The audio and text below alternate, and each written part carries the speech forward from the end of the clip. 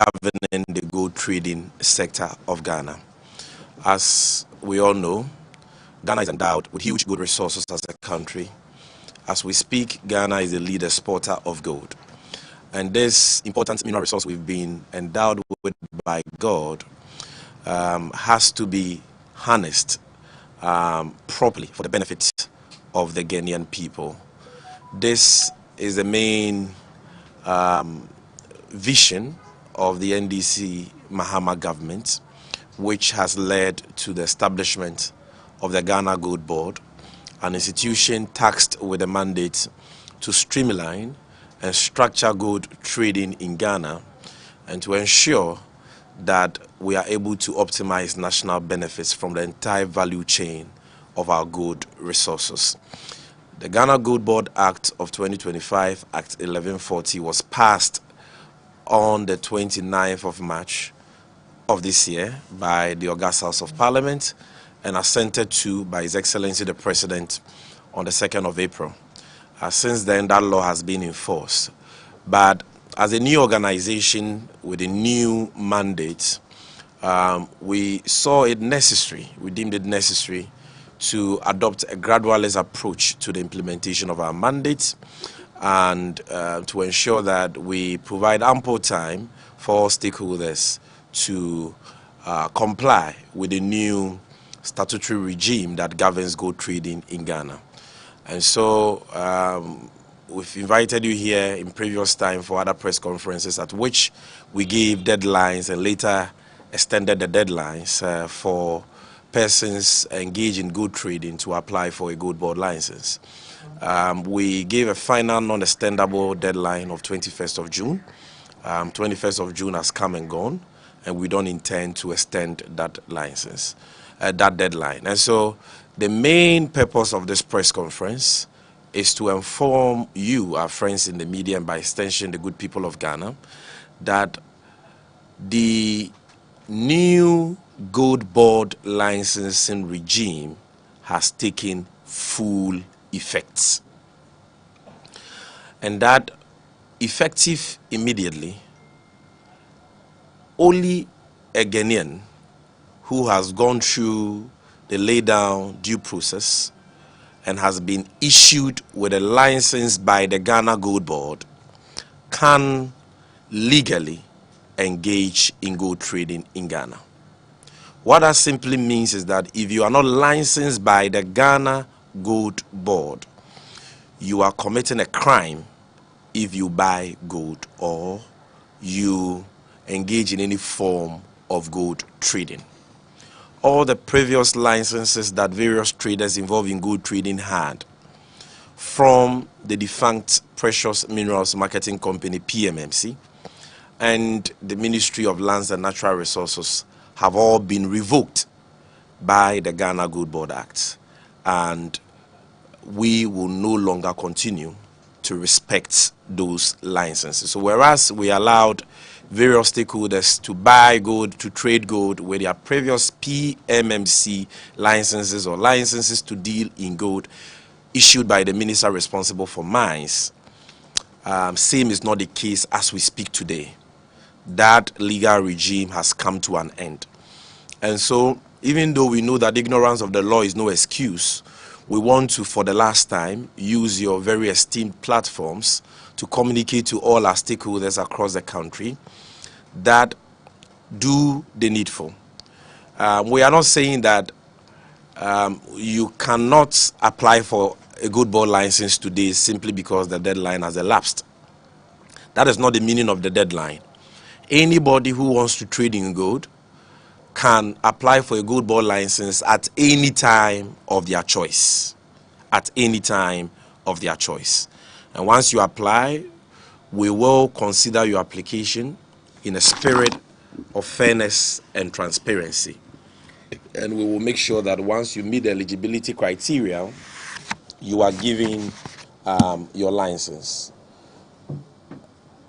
But what the deadline means is that if you do not have a gold board license, as we speak today, you cannot legally buy or trade in gold in Ghana.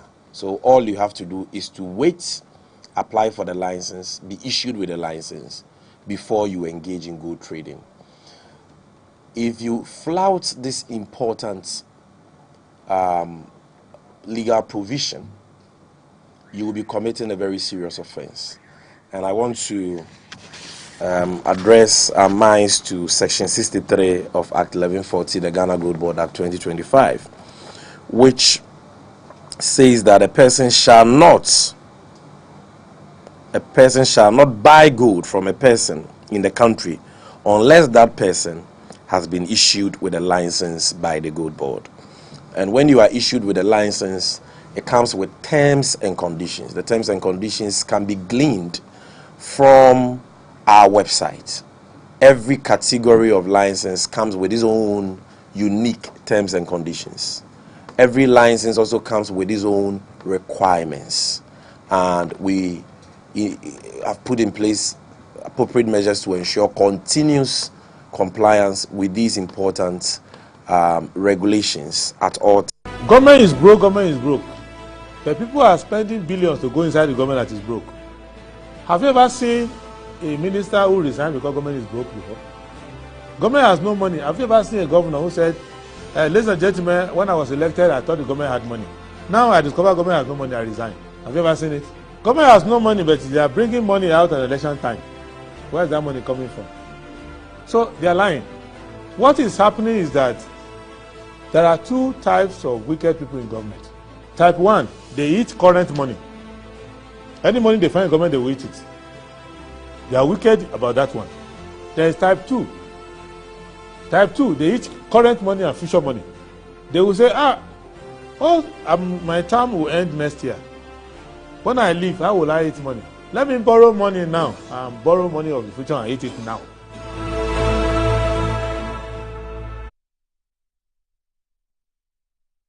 All right, good morning, good morning. Thank you very much for joining us on Good Morning Ghana on the Metro Television. Today is the 1st of July 2025. It's a big day, isn't it? Need I say more? Well, let me just say that we thank God for keeping us alive and kicking. We're back again to join the nation's conversation on what's happening in our dear country, Ghana. My name, once again, is Moro Awudu, and I'll go straight ahead and look at the front pages of the newspapers as we received them this morning. So Daily Graphic says Albert Jofo re-elected GJA president. Other 5 positions have new faces. Government releases 139 million cedis for leave. Ghana marks National Day of Prayer and Thanksgiving today. Implement EVAT, IMF recommends. So that's the Daily Graphic. The Ghanaian Times, WB approves $360 million for Ghana to restore macroeconomic stability. NLA donates 100,000 cedis to support tidal waves victims. 4.8 million urban dwellers live in slums. GSS report. Fear grips residents of Nkwanta South as conflict escalates. Daily Guide. NLA donates 100,000 cedis to tidal wave victims. Professor Diajaman replies GTEC. Police arrest Kofi Juma over 3 stolen cars, granted 500,000 bail. 4 Chinese Galamseyers arrested with pump-action guns. Reconsider Justice Tokonu's suspension, GBA. The Insight. 80 years since Manchester Conference on Pan-African Unity Project, PPF, leads New African Emancipation Project to mobilize people, unite anti-imperialist forces, and emancipate minds as Ghana readies to host All Africa and Diaspora Conference in October. Gold Board scraps all PMMC gold dealing licenses, announces crackdown on illegal gold tracking. Make Ghana proud, Kofi Adams rallies Black Queens for AFCON success.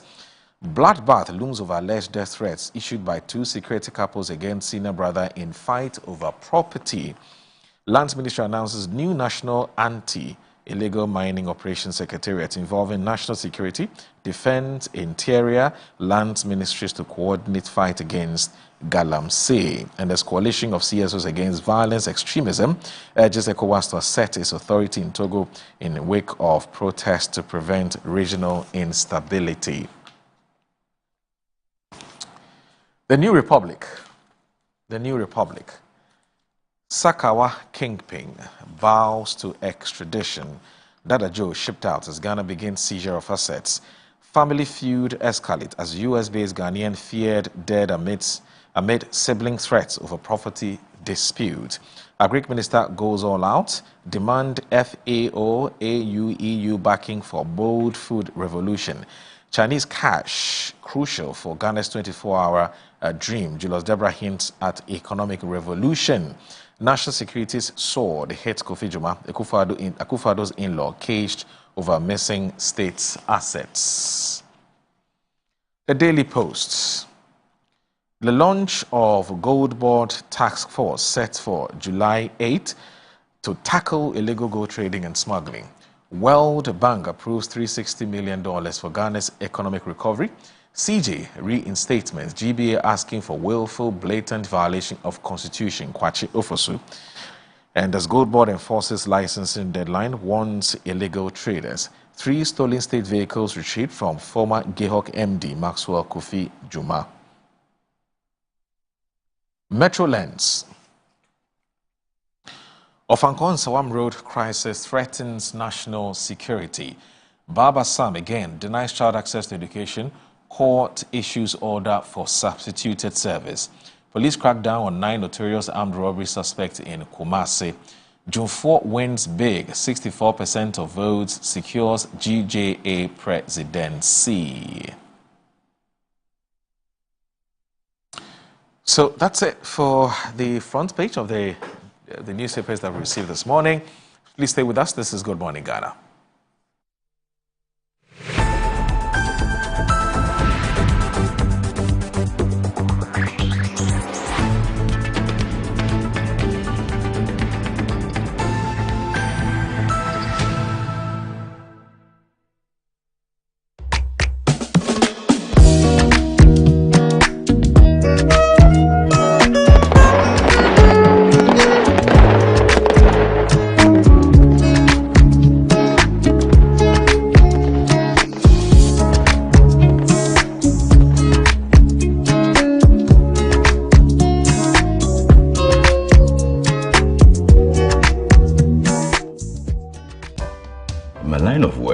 Confident smile is everything. Kel Charcoal toothpaste keeps me on top of my game and ensures my smile is always radiant and bright.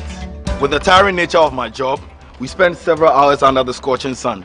To keep our teeth white and our breath fresh all the time, we use none other than Kel Charcoal toothpaste. Kel Charcoal toothpaste. You're on a Kessie and in a kit one.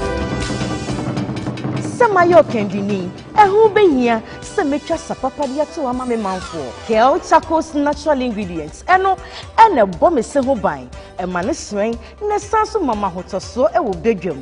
Kel Charcoal toothpaste. Choose Kel Charcoal toothpaste for anti-cavity, whiter teeth, and fresher breath all day. Available in 80 gram and 150 gram. Grab yours today. Kel, happy smile.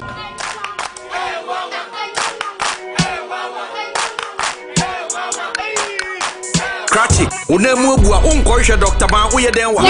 Oh, Missy Yamfan come and me burua.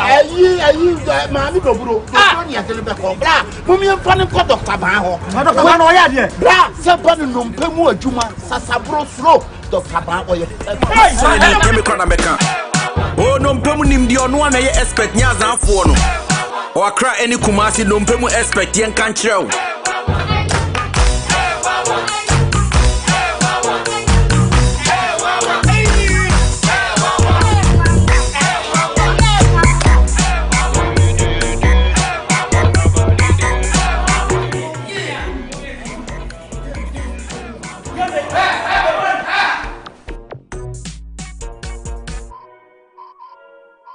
I'm a brand manager.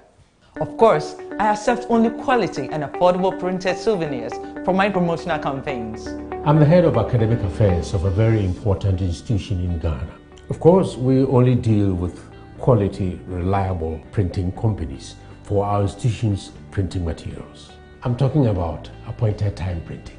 Appointed Time Printings. We take pride in our extensive print scope that transform your ideas into captivating visual masterpieces. We delve into the core objectives and vision of each print project. Precision printing is at the heart of our printing process as we meet your tight deadlines. Our rigorous inspections, color verification, and overall printing excellence are assured. 20 years of printing excellence. It's always a pleasure working with you to create a vibrant, dazzling printing experience that gives you a masterpiece. Appointed Time Printing, your world of quality and affordable printing. Sometimes the unexpected happens and the hero falls down in his own story. But he needs not stay down for long. Cosmopolitan Health Insurance is your trusted health partner. Whether an individual building a business, with Cosmopolitan Health Insurance, your medical care is our concern. For the best health insurance solutions for corporate institutions, groups and associations, families and individuals, choose Cosmopolitan Health Insurance from our over 700 accredited health service providers nationwide. Call us on 0302 540 668 or 0501 678 547 for all your health insurance solutions. Cosmopolitan Health Insurance, your medical care is our concern. Yes, next. Hey, Nadia Benson, Me didn't tum. Mr. Femi Kalika, just call me cockroach. Now, Mr. Femi once now. Hey, that's you. Improve car. Yeah. Captain was key to double the action.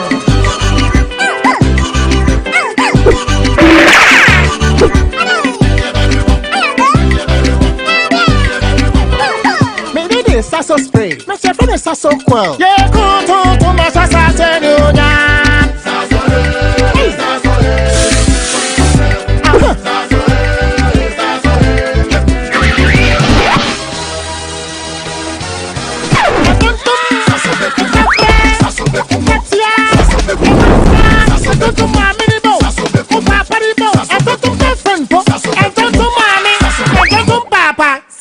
Come tum preko.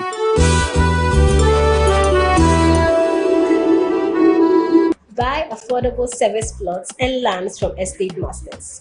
Currently selling our next cottage, located at the newly proposed airport city, with a starting price of 25,000 Ghana cedis.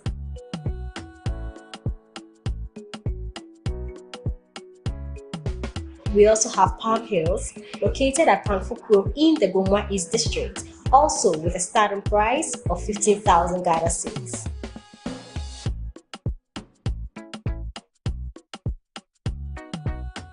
Available also is Coastal Park in Lakpleku, which is a 15-minute drive from the Ngo Senior High School, having a starting price of 55,000 Ghana cedis. You will receive a free site plan with indenture once you successfully purchase a land from us. For any enquiries, contact the numbers provided. Estate Masters, your most preferred estate partner.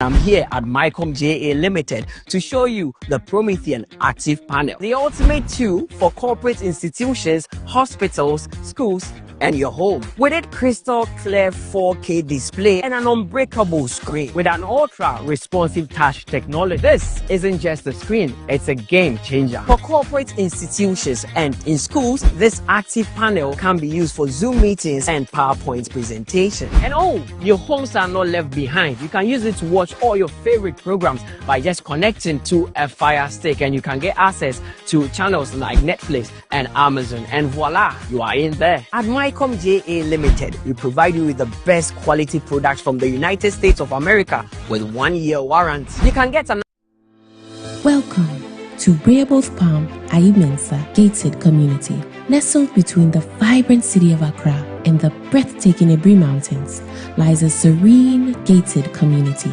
Here, you'll find litigation-free, fully serviced demarcated plots to build your dream house in a gated community surrounded by lush greenery and the calming beauty of nature perfect canvas for your dream home you want to build. With well-tarred roads, a reliable drainage system, electricity and water, fully serviced plots are ready for your vision. Enjoy exclusive amenities like a swimming pool, tennis and basketball courts, all within the comfort of your community. Start your mornings with peaceful walks or energizing jogs under the shade of palm trees and stunning views of the Peduase Ebri Mountains and city skyline. Starting from 450,000 Ghana cedis and a flexible payment plan, visit www.reabothpropertiesgh.com to make inquiries. Call or WhatsApp us on 020-682-3524, 055-375-1933, or 024-476-4499. Rehoboth Properties, quality housing for all.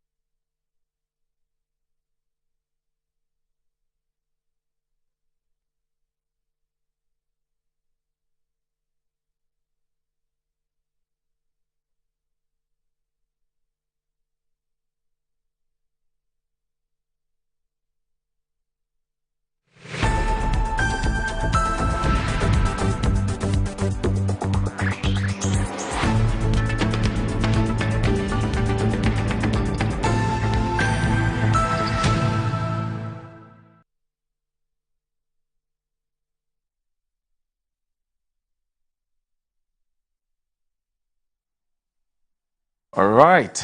Thank you very much for staying with us on Good Morning Ghana on Metro Television.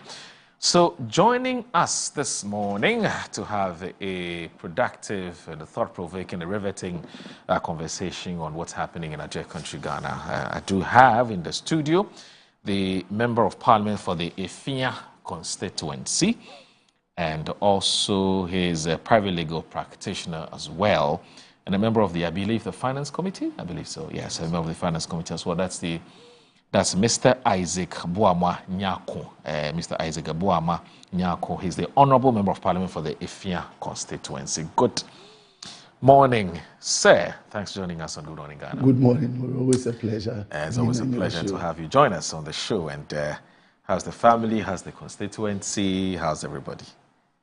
Thank you very much, and a very good morning once again to our cherished viewers, and particularly the good people of Efia constituency, as well as the Western region. My special greetings to them wherever they are. It's been 2 weeks now. I've not been able to visit the constituency. Oh, why? You've been busy. Over the past, I was at the constituency back to back the last 3 and 4 weeks. And then I had to miss finance committee meetings over the weekends. So the next weekend, which was last 2 weekends, we had plethora of finance committee schedules, which I had to participate.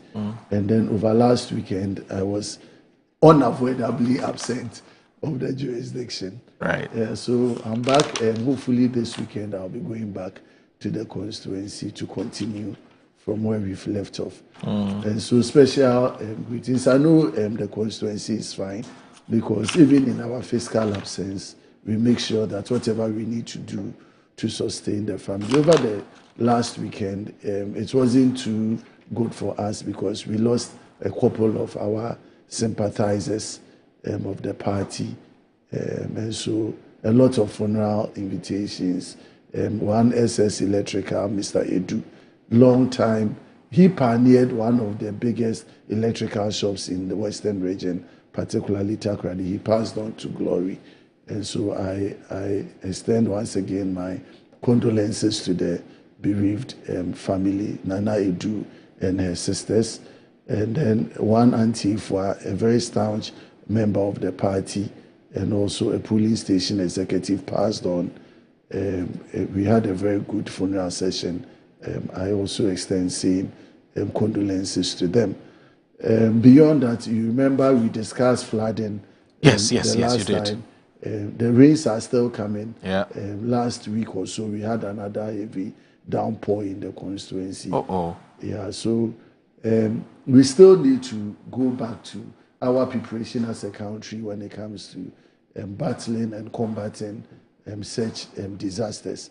You remember at our last meeting, we talked about release of relief items to the various district assemblies. NADMO, as again, to the best of my information, have not been properly resourced by this time half year, and so they are unable to provide the needed relief support to areas of disaster. I'm using your platform to appeal to government to, as much as practicable, release some funding to NADMO to do their work. We've all been talking also about releases to the district assemblies. Remember, government told us that this year, half year, they are releasing about 3 million Ghana cedi each to every district assembly to support their assembly work. In Parliament last week, we talked about government releases not hitting the account of municipal assemblies, which is also hampering activities at the district assembly. I'm here to confirm whether the money has hit the account, but from all indication, though the releases has been made according to the Minister of Finance to Controller and Accountant General, those releases have not still hit the account of the district assembly. So you have MCs appointed, but they don't have the needed resources to seek to the development of the assemblies. I think the country has come very far of the year, and so it's very important. Last year by this time, of course, releases had hit assemblies, no matter how meager it was. It had hit the assemblies to continue to do the developmental works that we expect from them. So I'm still appealing to the Minister for Local Government as a matter of urgency to see to the release of the money directly to the accounts of the municipal and district assemblies so that we can all monitor and see to the effective use of those resources. Well, it's a difficult one, isn't it? Yes, it is. It's a difficult one. And it comes back to what we talked about the last time, that as MP, everybody looks up to you to solve their problems. Definitely. And until and unless we have another elected local authority, so we talk about the election of MMDCEs. Of course, we do know what the challenge has been, which is the model for election. But we're still talking, we're still dialoguing as a country. I'm sure that we'll arrive at some consensus as to how to go. But we all agree generally that MMDC should be elected. I'm sure that when that is done, it will take a bit of the pressure. Yeah, but haven't we had this conversation for far too long? Well, I mean, we've been discussing this over a decade. Well, we have to continue to talk. I think we have to, every government from Akufo-Addo's time, President Akufo-Addo promised to have a conversation around it to elect MMDCs. And the NDC promised him Constitutional Review Committee. It has come before them. The need for us to, let's see, it's not just about the pressure on MPs because MPs are the elected representatives, but the medium of accountability, you know, at the district assembly level. Because he who gives the mandate is the one that demands accountability. Right. And so if government appoint MMDCs, their loyalty is first to government. And so they don't have that kind of responsibility and accountability towards the people. Right. So if we get them elected, then there's every reason why the people can go back to the assembly and make some legitimate demands. And so I think the conversation is long overdue. It is very critical that we take a bold step. You know, this issue about decentralization, it's not just about political decentralization. It's also about fiscal decentralization.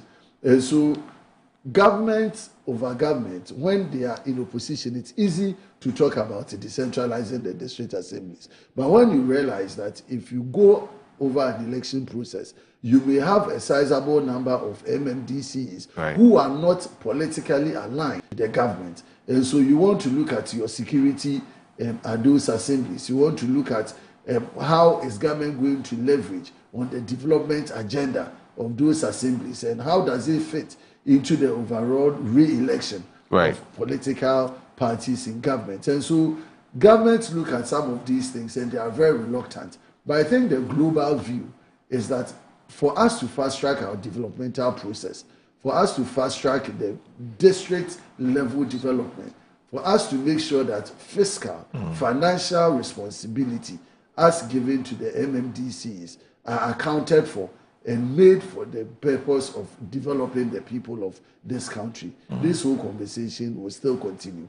And I think it's long overdue, over 20 or 10 years of conversation around election of MMDCs. Somebody would have to hold it and get it through. And I think Bahama has the best opportunity since he is in government. And they promised, NDC had promised to also look forward to an election of MMDCs. I think we should be very But if the president, and this is not meant to be a full discussion, it's just we are making this comment in passing because of your peculiar situation. I'm sure that there are many other MPs like that who face this, who are facing these problems. But again, I've heard the president talk about how a committee will be set up once again to look at the different models that have been proposed and to sort of chart a way forward.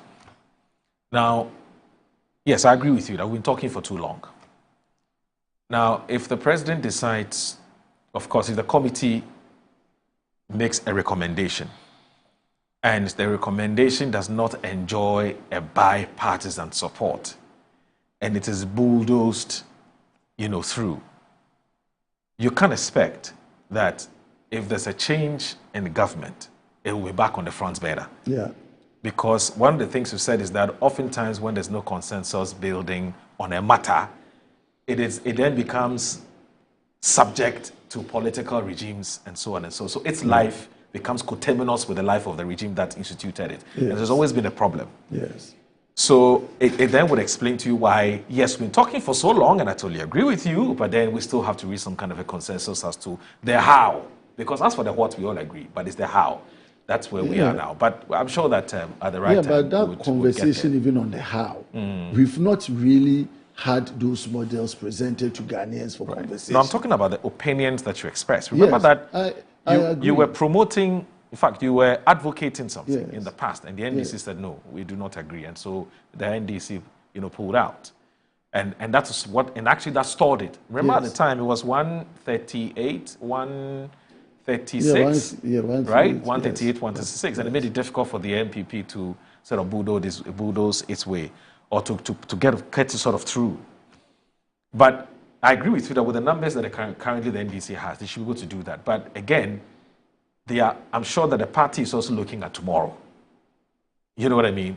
Tomorrow. What happens if the NDC has a majority, the NDC has a minority? Is the model going to be subjected to another political football? You get the point I'm making? I get it, but my argument is that the conversation, we built consensus on many developmental But we have struggled on this one. Oh, it's only because we've not really brought it to the fore at the highest level of governance, attention, and conversation. And that is why I want us to elevate the conversation too. Right. Because if you see it as part of government priorities, the conversation around the models and bringing on board all stakeholders, including political parties and even the people, is very, because we've had this Constitutional Review Committee. When the government came, as part of its priorities, they commissioned it, even when we had various reports available. And the committee has been going round, still soliciting final views from Ghanaians. And so if we also see this decentralization and election of MMDCs as very key to our developmental journey, I think it will be important to bring it to the fore, get a committee in place, engage the various stakeholders. And by now we would have gotten some conversation, because once we all align to the what, then we should be able to still bring this conversation to the how, and then we'll be able to bring this to a conclusion. So that come the next term, we would have had an opportunity to elect our MMDCs, and then the people can also feel part of it's all part of the participatory democracy. Because if people feel that, okay, beyond the election of president, there's no way I can also hold the people at the district level accountable. You know, when you have disasters like this, and the pressure is coming on the MP because it's the MP that is elected, and the MCE can choose to leave and go, and because at the end of the day, you didn't appoint him. In fact, the constituents don't even sometimes, in most cases, don't even know who the MC or the DC or who the person is. They don't Look at even confirming MMDCs, the routes that we encounter recently in one of the constituencies. People, national security, the police, the military have to come in just for confirmation of MMDCs. And so once it is partisan and it is brought from the top to the down, there's always going to be a challenge. But if we're able to open it up and allow the people to elect who manages their affairs at the district level, I think we'll see much more development than we see today. Okay. All right, so let's make progress. But as we kickstart this conversation about today, the significance of today, 1st July 2025, let me just say that, officially we're told by the government that at 8 we will be observing the national prayer and Thanksgiving. It's supposed to be celebrated across the country, but here in Accra, the forecourt of the Jubilee House, there'll be a big event there where the president will be addressing Ghanaians, and there'll be other dignitaries who will be, joining the president to observe the day. And so we may, depending on exactly when the program starts, in between 8 and 8:30, we may be crossing over to the venue to bring you a live, broadcast or a live feed of the event. So please bear with us. Today is not one of those what I'll call the usual days, so we may have to cross over to the forecourt of the Jubilee House to bring you this big event. And we'll tell you a bit more about what the event it's all about as we kickstart this conversation. Now, as I did indicate, so something happened on the 1st of July 1960, and we all were being tutored in schools. We learned what our Republic Day is all about. So we all know that on the 1st of July 1960, that was when Ghana actually gained full Republican sovereignty. And so it sort of marks, a pivotal and a very significant, day in our political history. And of course, that was under the Osajifo himself, Dr. Kwame Nkrumah. And so every year we observe it up until 2017, when the president, in his opinion, decided to take the holiday aspect of it, to make it just a commemorative day. But fast forward, as we've done with all the other things that we're doing in this country, there's a new regime that says, no, we're going back to what we do know traditionally, the 1st July being a holiday. And so we're observing 1st July as a holiday, except that it's been shifted to Friday, in line with the new Public Days Act and Commemorations Act, which has now been amended, such that if the holiday falls on a Monday or on a Tuesday, it is forwarded to Friday, so that we have a longer holiday period to deal with issues of productivity. So today is a big day. It's a very important day. So two things are happening at the same time. Let me read to you how the Daily Graphic today has captured today. So it says that Ghana today observes its first official National Day of Prayer and Thanksgiving, and is on the theme. And I don't know why our media colleagues keep saying under the theme, under the theme. It's on the theme. Under the theme is not good English. On the theme is much better. We beg you. So anyway, so it's here. So under the theme, Reset, Reflect and Renew for National Prosperity, with Christian and Islamic services scheduled in Accra as the nation collectively pauses to express gratitude and seek divine guidance. The Christian prayer and Thanksgiving service it's taking place this morning at the forecourt of the Jubilee House, led by His Eminence Peter Cardinal Apia Texe, while the Islamic prayer and Thanksgiving service will be conducted at 12:30 p.m. by the National Chief Imam, Sheikh Usmanu Nuhu Shaharubutu, at the Ghana National Mosque in Ghana. In Kanda. Now, President John Dramani Mahama declared July 1, traditionally Republic Day, as Ghana's official national day of prayer and thanksgiving earlier this year. The initiative, he said, recognizes the exceptional religious harmony the country enjoys and provides a moment for national reflection and spiritual renewal. One of Ghana's greatest blessings is the harmony with which we practice our diverse faiths. Christians, Muslims, and traditionalists, we worship differently, but we work together as one people. This is a national treasure that we must never take for granted, President Mahama said.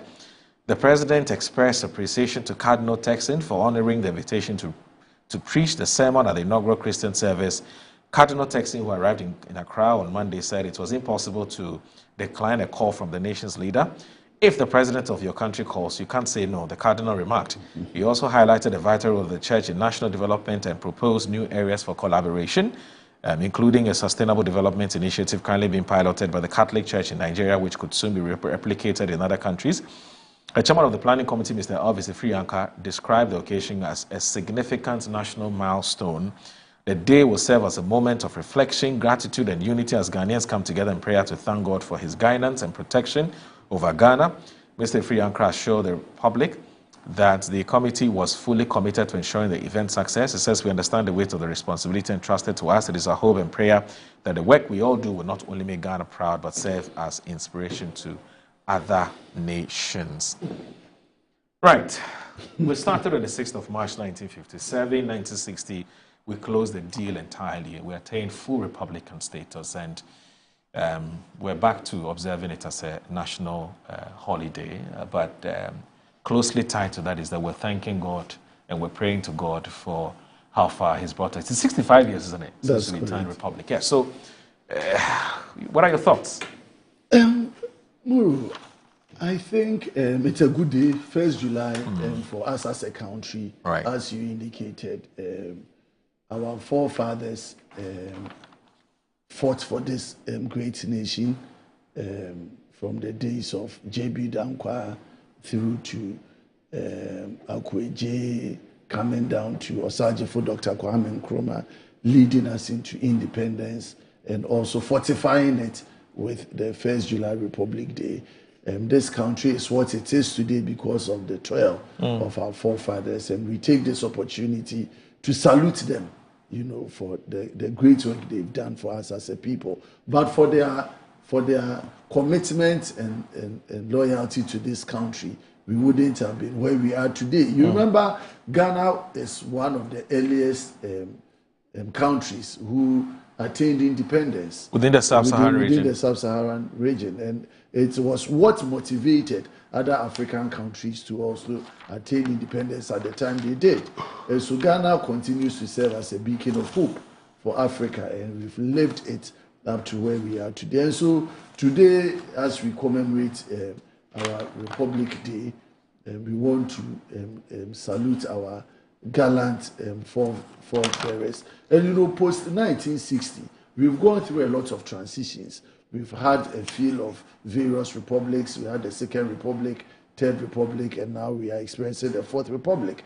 We've had our fair share of military regimes, you know, from SMC to June 4th through to 31st December Revolution. So the country within its 65 years of republic tenure till today have had its own downturn in terms of political upheavals and uprising. But thank God, since 1992, when we took the decision to go into a republic state, we've been able to soldier on for the next 32 years. And so halfway through our 65-year journey from the republic, we've seen some kind of political stability, you know, but we don't have to take it for granted as a people, because various countries that are surrounding us have had their share of military coup d'etats. We're talking about Burkina Faso, our neighbor. We've had issues around Niger, Guinea. I don't know if the Côte d'Ivoire uprising succeeded, you know, and so we have all these things around us, and so it's important we guard this particular political dispensation. How do we guard it? We guard it by leadership.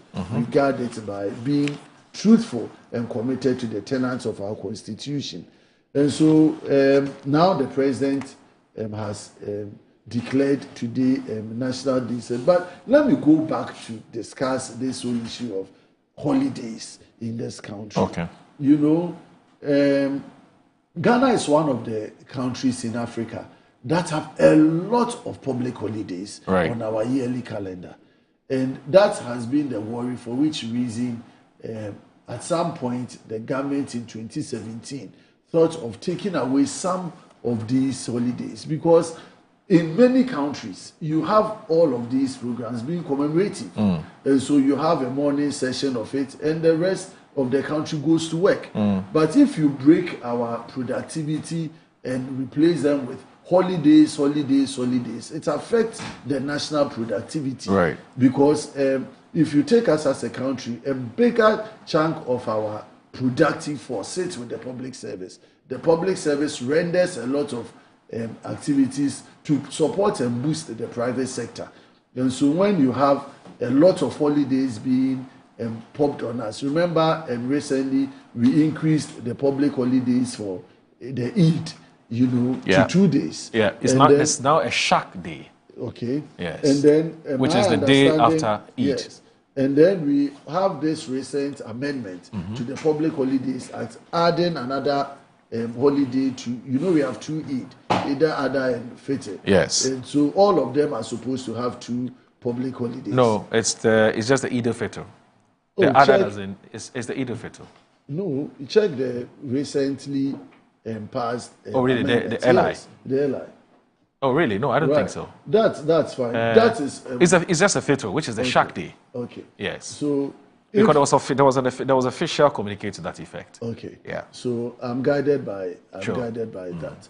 So importantly, now the 1st July has also been reintroduced as a public holiday. And now they're saying that any public holiday that falls between Tuesday and Thursday, between Monday and Thursday, would be moved to the Friday. To Friday. Okay. So that we can allow work to flow and then be celebrated. And this you think it's a good idea? I don't see the instead effect. of this interruption. I don't see the effect. If we work, we can work on that day, why do we celebrate it post? If the day is today, like today is Tuesday, this is the day for the Republic. Right. Republic Day. All celebrations are supposed to be held today. Now, you hold the celebrations today, and you say that on Friday, you are extending the holiday to that Friday. And so on the Friday, what do? What is the relevance of celebrating it? So sit at home and spend some time with your family. No, these are all the things I'm talking about. If we are celebrating it, you either celebrate it on the day, because that is the day that you are celebrating. That is the day you are commemorating. So your argument is that it's either we maintain the holiday on the day we're celebrating whichever occasion it is, exactly, or forget about the holiday. Or of course, if you think that it falls within a working day like that and it affects productivity, then if you are not going to celebrate it on that day, we move on. There is no need to postpone the celebration to another day that has no relevance to the day. Okay. So come this Friday. So commemorating it, observing it is enough. You don't need to observe it with a holiday. With a holiday, if it falls on that week day that you are talking about. Yes. So what if it falls on a Friday? Of course, then that is the intention. If it falls on a Friday, then we can celebrate it. Okay. But if it falls and other than declare Friday, the day a holiday. declare the day a holiday. If it's a Friday. If it's a Friday. Or if it is also a Monday, you can still decide that you make it a holiday because it is running through a weekend. Okay. But if it falls between Tuesday and Thursday, let's commemorate it and then we move on as a country. So we don't allow a lot of these holidays to come and distort. But I think you have a point, though. And come and distort our days of work. And that is how I view it. Okay. Now, the second conversation is celebrating it and declaring it as a national day of what? Prayer. It's good for us as a country to pray. As a country, though Ghana is a secular country by constitution, we agree that the majority of Ghanaians are religious. It's prayer and thanksgiving. Okay. It's important.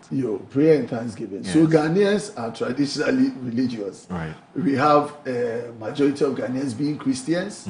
I think per the last census about 60 to 70%. About 65%. 65% of Ghanaians are Christians. Okay. You have about 15 or 10%. About 18% 18% Muslims. And the rest traditionalists and. Exactly. So if you even add 65 to 80, atheists, we are talking about 82% of Ghanaians, 83% of Ghanaians being religious. Right. And if you bring in the traditional religion, then we're almost about 90% religious country. And so any day that you set aside for us to pray for our country is very welcoming. Okay. And so what are we praying for as a country? For me, we go to church every day. We go to church on Sundays. Muslims pray 5 times a day. On every Friday, we do what they call their Friday main prayer sessions. I mean, when Muslims observe Juma prayers, that's what you're talking about. Exactly, the Juma prayers on Friday. And then we have various occasions like Christmas and Easter and the Eid that we used to pray for our country. And so what is this whole dedication to special day of prayer as a country intended to achieve? You know, we like throwing these things out, making it appear as if we are doing something special to change this country, when what is critical for us as a country to believe in the morals, the integrity, the accountability, bit of us as Ghanaians, we are unable to push it and espouse it. If you declare today as National Day of Prayer and you people go and commemorate, we are going to spend money. As I speak to you now, all district assemblies are supposed to be commemorating it. I received a letter yesterday from my assembly that I'm supposed to be in Takoradi or Efia. We are going to hold one in Sekendi at 9 a.m. Christian prayers, and we go to Efiekuma to commemorate Muslim prayers at 3 p.m. And after those 30 minutes or 1 hour prayer session, what does it change us as a country? What do we benefit? Is it that 30 minutes or 1 hour celebration of prayer that is going to change our psyche, our belief system, our lack of responsibility, our lack of accountability as a people? I think no. And so I am not really clear in my mind why the president is choosing. And you know, this is a Republic Day. It is a Republic Day celebration. It is not a Christian or a Muslim festive period that you are asking Ghanaians to pray. So when you declare, we should be thinking about what brought us here, the history. What were the sacrifices of our forebears? What did they stand for? The national anthem that we sing, the national pledge that we commit to. These are the days that we need to go back and reflect upon them line by line and see if, as a people, we have been able to abide by the tenets of these things. So that as a people, we are defined by the things that brought us to where we are. And how do we hold ourselves accountable? There should be conversations on those days that brings us back to the same belief of sacrificing for this country, not being so much into looking for taking and abusing public office for wealth. We are arresting people here and there saying that people have abused their role as government officials. This is not the first time people have been arrested for abusing office. It's been consistent over generations. And what have happened to this country? So we should take advantage of these Republic Days, the 6th March Independence Day, to reflect on Ghana. To discuss what we need to do as Ghanaians, to be very truthful, to be committed, to be loyal. If they give you public service as a member of parliament, how do I account for the good people of Ifia, the resources that come to me as an MP? Am I going to publish my common fund that I receive, the get fund money that has come to me, or that I'm supposed to receive? How am I going to account it to the people of Ghana, to my constituents, and to government that gave me the money? Do we have auditing? to show that everybody who has been given government resource account for it for the purposes for which it was given. Okay. These are the things I believe the Republic Day and the Independence Day should move us to. So that as a people, we are reminded on these days what are the things that Kwame Nkrumah spoke to on the day. What are the things that we are expected to do today. The changing development that have come. The democracy that we are now building upon. What are our challenges? We should have National Day of Discourse. Discussions around this country. Allow the media houses to hold fora and discuss pertinent issues. Right. These are the days I think the president should avail himself to account to the people of Ghana. Right. You know, have a one-on-one conversation with the good people of Ghana and ask Ghanaians to speak to you about their expectations on leadership of this country, on what we expect from public accountability. Right. If people have challenges and it is reported to you as a government on the Republic Day like this, these are days I expect the president to be talking to us about steps that they have taken as a people to deal with issues around accountability, issues around corruption, issues around building public trust, loyalty, and all of those things. So that by the time we end the day, we will be very clear in our minds that we have progressed as a country. Not just to say that we should go and pray. You bring Archbishop Cardinal Peter Appiah Texan from Vatican to come and lead prayer session for 1 hour, and then we go and eat and lunch and drink tea, and then give people tea and tea to go. And at the end of the day, government wage bill is pushed up, and after that ceremony, what's next? Right. We come back to ground zero. Okay. There's very little we would have achieved on the day.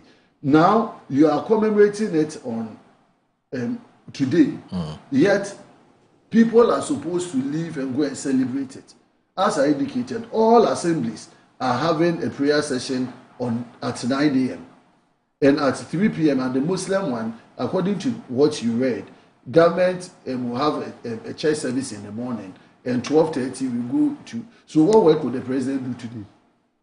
It's not a holiday. You expect the president to be working.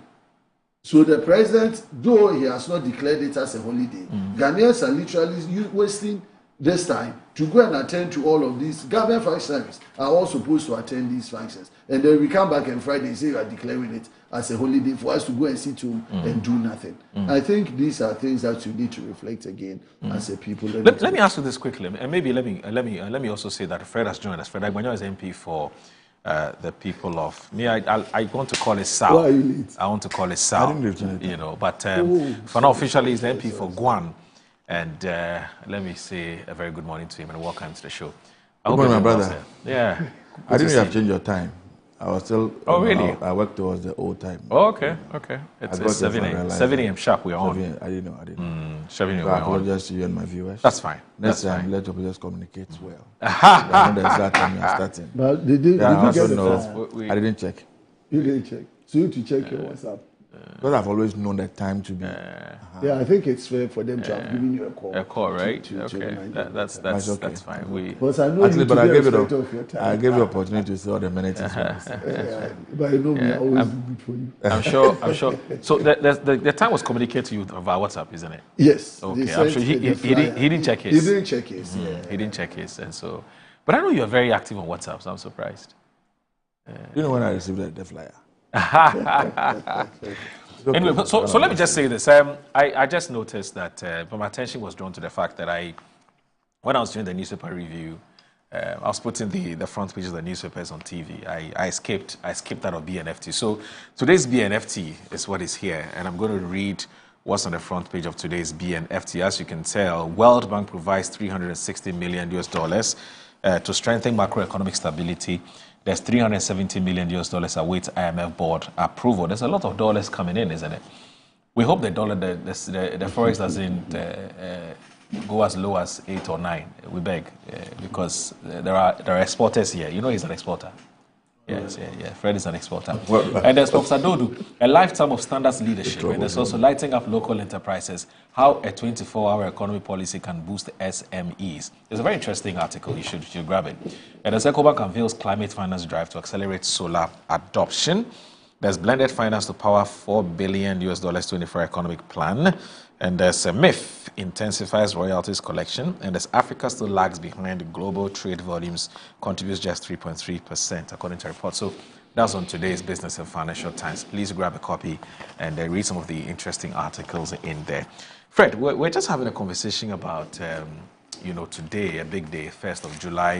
We've been commemorating it for since 1992 up until, the last administration decided to, take away the holiday aspect of 1st July. And we're back again. It's been now restored under the new act, which has now been amended.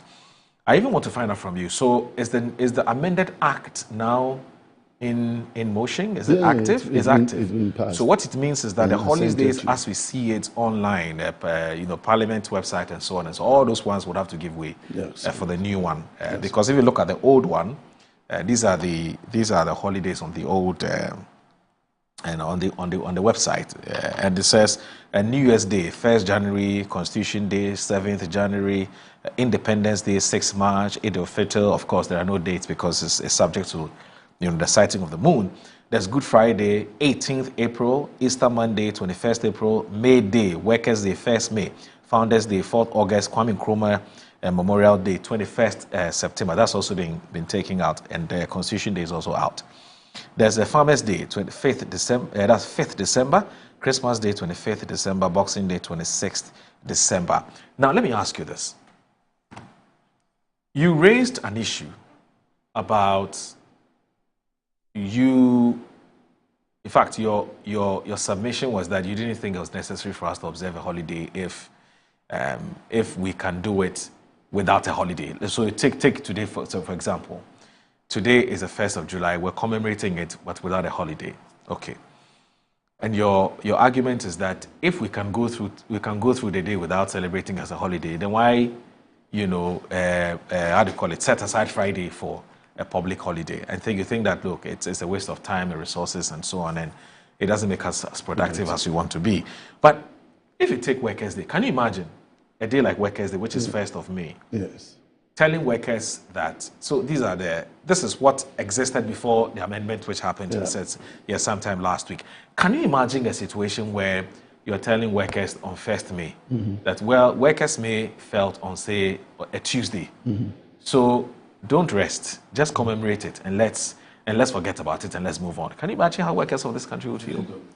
No, so I just want to take a start before I'll come to you. Just a minute, you can. Yeah. So the point is, if it fell on Tuesday, Workers' Day, why would you not let workers celebrate that day on and then come back Wednesday, and then come back the following day to come and work? But if they cannot, if you ask them to go to, because on that day as workers, you still be commemorating it. Okay, so my argument is, if you don't commemorate, you wait and push everything to the Friday for celebration, then that is fine. So it means that on the day which is 1st May, it is no more Workers' Day. You are pushing the Workers' Day to the Friday. So there's no conversation around Workers' Day on that day. There's no program that is going to bring the president and workers to independence. So now, going forward, Workers' Day should only be on a Friday. Yeah, so if it falls as a policy. Like we do for whichever program. If it's Farmers' Day, you say 1st Friday of the month of December. Yes, it's Farmers' Day. If Workers' Day is 1st May, you can decide that you put it to the Friday of that particular week. So that then we know that on the day, if it falls on Monday or Tuesday or Wednesday or Thursday, we are not going to commemorate it, but we push it to the, because if you commemorate it and you say that you won't give it a holiday, but then on the Friday you are going to give it a holiday, that time is past. It's moot for us to come back and say we celebrated it on the day, though it wasn't a holiday. Now you are giving me a holiday on a Friday. So Fred, just 3 questions. 1, what's the significance of this day, National Prayer and Thanksgiving? Because we pray every day, we thank God every day. Why must we dedicate a day to do a national thanksgiving and prayers? That's number 1. 2, today is 1st July. It's a Tuesday. We are working, even though we're commemorating it. Of course, some public officers may not be able to work because they have to attend to the functions and so on. If we can do it without declaring it a holiday, why don't we just move on with our lives and forget about setting aside Friday as a holiday? So, and then, of course, the third question, your general thoughts about 1st July. Well, thank you very much. Let me say good morning to our cherished viewers. I hope you got the questions 3 in 1. I did. Okay, Let me start off from the significance of today, okay. 1st July. If you trace the history of Ghana back, several events, took place prior to Ghana's independence. You can trace it all back to the days of the Aboriginal Right Protection Society, when they were talking about how to protect the land, take the land from the colonial masters, led by Mesa Saba and his people. Several other people came in after the Second World War. Before then, UGCC and the rest also kickstarts. People will tell you the history of how UGCC started. That at the time, it was not more of a political party, but it's more of a business association that came together to try to protect their business interests and all what have you. Several events really took place that energized Ghanaians towards our independence when Nkrumah eventually came in. Those who want to distort the history make it look as though Nkrumah was just sleeping in Europe or in Americas, and some people just invited him to come and help. Nkrumah was already in America and Europe, mobilizing West African students. So we can say that he was poached as a result of the good work he was doing abroad to come and assist. And when Nkrumah got involved in the body politics of this country, that is where we saw real political mobilization organization. He started moving from community to community, mobilizing people, trying to conscientize them, trying to create the awareness about we becoming self-reliant. Up until along the line, Nkrumah was demoted as the general secretary of the group and became a treasurer. And then the youth at the time mobilized, came together and said Nkrumah must set up his own party, for which the CPP came into being. First independence in this country was in 1951. Nkrumah was in jail at the time, if you recall. Nkrumah was brought to become a leader of government business. 1954, there was another elections that were held in this country. I mean, first election 51, then 54, there was another election. Indeed, by 1956, Ghana would have attained independence. The issue of the Trans-Togo line came into the equation, whether they were going to be a republic on their own, they were going to join Togo land, or they were going to join Gold Coast. So that also delayed, the whole independence process for some time, until 1957, when Ghana became an independent country, with Nkrumah then as the head of state of the country. And so by 1960, 1st of July, Ghana now became a full republic. We have become fully independent. We no longer were taking instructions from the Queen of England, and we're no longer under their control and their leadership. And so this day is very, very important in our history as we recount the journey we have traveled on up until now. You cannot take away the issue of the 1st July. And so along the line, when some people were contemplating removing it completely from our history, I thought that it was going to be a distortion.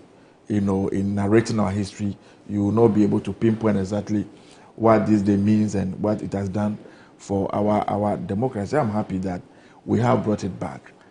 And that's the first issue I want to talk about, the significance of the day. Now, the next issue, we have too many holidays. Why are we adding more holidays? It's a waste of time. It is only when you don't understand the significance of tourism that you have issue of holidays. Or when you assume that when a holiday is declared, it means that you must sleep in your house and snore and not do anything. But if you know how tourists move and what does that to an economy of a nation, then you appreciate that to declare a day a holiday where people can go to the beaches, they can go to the pub, they can visit tourist sites, so that whatever revenue they have, they can also exchange that around. It also stimulates the economy. The money moves around in the economy. People's businesses thrive because when they go to the beaches, they will buy food, they will buy drink, they will buy kebab here and there. And so that local economy to what is boosted. Some money comes in. In fact, on such occasions, the people even travel all the way into the country from abroad. They come with the hard currency, they melt it into the local economy. And so don't look at holidays as days to just sleep in the house, days you don't do anything. Most these days, anytime there's a holiday, communities will even plan sports activities. They'll plan cultural activities to tie in with the holiday. So like I said, it's engineer some local business within the communities within which these issues, events are taking place. And so look at it broadly, look at it more generally. Don't close your mind to it to say that, oh, it's a holiday. People are just in the house, they eat and sleep, they don't do. No. If you look at it that way, then you can draw the kind of conclusions that my brother was drawing and make the kind of pronouncement that he made. But if you're looking at it that, no, this can also, engineer some economic activities. This can also bring in some resources and can move resources around. New business can even spring up. Then we would appreciate what we are talking about. Now, festivals have become, I said, funerals have become festivals. The way and the manner we observe funerals in this country. Normally on a Friday, people will go to the mortuary to go and pick their body. They will do it in the carnival form all the way to the village here and there. The community people will gather. So Friday is a major activity. We all know when you go to our ministries, you go to our departments and agencies, by 12 midday on Fridays, it's as if the day has come to an end. Everybody is leaving the office because people have to travel for funerals, they have to move to whatever they have to go to and get involved in other social activities. Government is saying that if, for example, today is a Tuesday, you declare today a public holiday, people will go and make merry and do all those things and come back. And they're even so tired. To wake up the following day, which is a Wednesday, and say they're going to work, it feels distracts almost everything. So government is saying, why don't we shift today's public holiday to Friday so that you have the whole of Friday to yourself to plan to do whatever you want to do. If it's a tourist site you want to visit, if there are social activities you want to engage in, you can. If there's a funeral you want to attend, you can plan and go to your funeral. Saturday, you do whatever you want to do. Sunday, you do part of it, you rest. Monday, looking new, looking fresh, you can go back to work with the hope that productivity will increase because now a renewed person, a fresh person, you've had enough rest and then you can come and work. How can anybody say this arrangement is not a good one? How can anybody say that this rather will not help productivity to go on? And even in drawing some of the conclusions that he came into, one would have expected that you go and check averagely West Africa. How many holidays do we have in almost every country? The highest is 13. And about 4 countries in West Africa, I think I have the listen here, including Ghana. We have our holiday, about 13 holidays. Go to Europe, go to even Asia, go to some of the countries we have as many as 18 holidays, 16 holidays, 17 holidays within a year. You understand? So it is not the holidays that we have that will reduce productivity. It is how we have planned ourselves that when really and truly sometimes you go to ministries, you go to our workplaces, what do people really do behind their laptops and computers? They are in the office, they can see human beings sitting there. But really, how are they contributing to anything productive in the office? You and I know the things that are happening in our institutions, in our offices. You understand? So sometimes you sit back and say, why don't you even allow some of these people to even work from the house? One, to cut down traffic, cut down cost of transportation. If we can get our internet and everything running and they can stay in the house and work, like it's happening in several parts of the world today, why don't we even look at that particular angle? And so for me, these holidays, we cannot belittle it. I think that if we plan it very well, it can equally be very, very productive. If you assemble 20 Ghanaians right now and you ask them of their view and how they think that we should manage these holidays, everybody will give you their perspective. But at the end of the day, as an individual, you sit back. I've heard people who have said, for instance, that on such public holidays, including even Independence Day, we should go and plant trees. And now we plant trees, at least we have added something to our ecosystem. At least we are protecting our ecology, and so we should go and plant trees. First someone said, okay, on Saturdays, we should rather go and sweep our streets and keep our communities lit. Some have said, let's go and distil gutters. People have that perspectives. Some can even say on that day, let's go engage in some farming activities that belong to the state or the district. But the point I'm making is that don't view holidays as just days to sleep and relax. You can plan economic activity around a holiday that can equally bring about the development that you are looking for in a nation. Now, the third question you ask about why a national prayer and Thanksgiving Day. Ghana is a secular state. I will not impose my belief system on Ghanaians. I am a Christian. I believe in prayer. My Bible tells me pray without ceasing. It is not for nothing. Then we can still make the same argument as Christians that because we all pray in our houses every morning when we wake up, when we are going to bed, we pray. We pray for our wives and children. Then there's even no need for us to go to church on Sunday.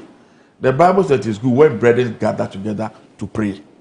There is power in corporate prayer. If you understand from the Bible perspective, you understand why sometimes, and go back and check, both in history and secular world, that is what we believe in. Prayers open doors. Prayers grant more wisdom. So it is good for brethren to come together and pray. Pray for 1 hour out of 24 hours that we have in a day. What does it take away from us? The Muslims pray how many times in a day? You know, 5 days, 5 times in a day. Right. How many do you pray? 5 Compulsory times prayer time, 5 times in a day. When you go to a Muslim shop at 1 p.m. and it's time for them to go and pray, they'll close their shops and go and pray. Is that not correct? When you sit even in their cars and they are driving and it's time for them to go and pray, they'll pack and get and go and pray. Is that not what you do, Moro? Absolutely. Yeah. So when has it become a problem? If we say we are declaring 1 hour out of 24 hours in a day just for people to pray, we have not said it's a Christian prayer alone. Today, as we speak now, early this morning, 8 o'clock at the forecourt of the State House, there will be a Christian service going on there. I'm sure they've started by now. Right. In the afternoon, the Muslims will meet at the National Mosque. Is that not so? Yeah. And we have asked that they do. See, there are institutions that you go to. Every morning before they start working, they will come together, even if it is 10-15 minutes, and offer some prayer before they start working. Right. When all of us were in the primary school in those days, well, we'll go to assembly. At assembly, what do we do? Don't we pray? Don't we sing the national anthem? Announcements are made before we go back to our classroom. Yeah. That has always been our way of doing things. The world is moving very fast. There are people who tell you, well, you know what? If you go to most part of Asia, people don't pray, don't do anything. They are 80s, and yet they are advancing. It depends on what development means to you and how you want to look at it. It depends on your perspective about what the world really means to you. And so I'm not going to contest anybody on that particular issue. We haven't declared a whole day that Ghanaians stop everything you are doing, go down to your bedroom, kneel down and pray. We haven't said that. It's just 1 hour out of 24 hours that we say Christians gather and pray and thank God for how far He has brought us. See, sometimes because we are human, and we don't look at issues very broadly, we don't count our blessings one by one, we don't tend to appreciate what the Lord is doing for us. Look at us around. Look at what is happening in Togo today. Yeah. I was watching television sets. Look what is happening in Lomé, Togo, and the whole place. Look at Burkina Faso happened recently. 2 weeks ago, look at Cote d'Ivoire. Look at Niger, look at Mali, look at Guinea, look at Bissau. All the countries around us. Even Nigeria, recently when they came out of the elections, look how you say again. Hold it. I'm saying something. Count your blessings. Look at what your Lord has done for you. I'm not talking about another person. I'm not saying they don't pray. They all pray. We all pray. But who are we praying to? How are we measuring our blessings from it? If you think that national prayers is not an important activity, and so you don't want to get involved, nobody is forcing anybody to get involved. As I said, there are people who don't want to hear anything about prayer, who condemn it, who say it's a waste of time, waste of resources. We don't need. That's their view. Nobody is going to fight them over it. Those who believe that the Muslims will always do 5 times, of course, they should have even be making the argument that the Muslims are waiting 2 months time, praying 5 times. What are they praying for?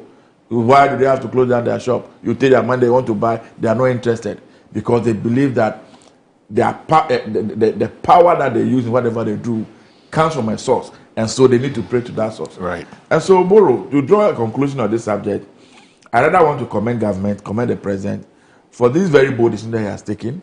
That at least as a nation, 1 hour every year, let us gather together and say, God, we thank you. God, at least guide us even as we move forward. As I said, I don't want to impose my Christian values on anybody. I don't want to use the Bible alone as a yardstick to tell you how this thing has happened several times in the Bible. How people, nations came together to pray, and how God came in for them. And I don't want to impose that on anybody. That is your choice. The Muslims will tell you why it is key and necessary for them to pray as many times as they do within a day. They know the benefit that they get from it. The Muslim businessman If he thinks that the prayer doesn't benefit him, I don't think that they will close down their shops and everything. They will leave the House of Parliament and run to the mosque and all the things that they do. They know what they get out of it.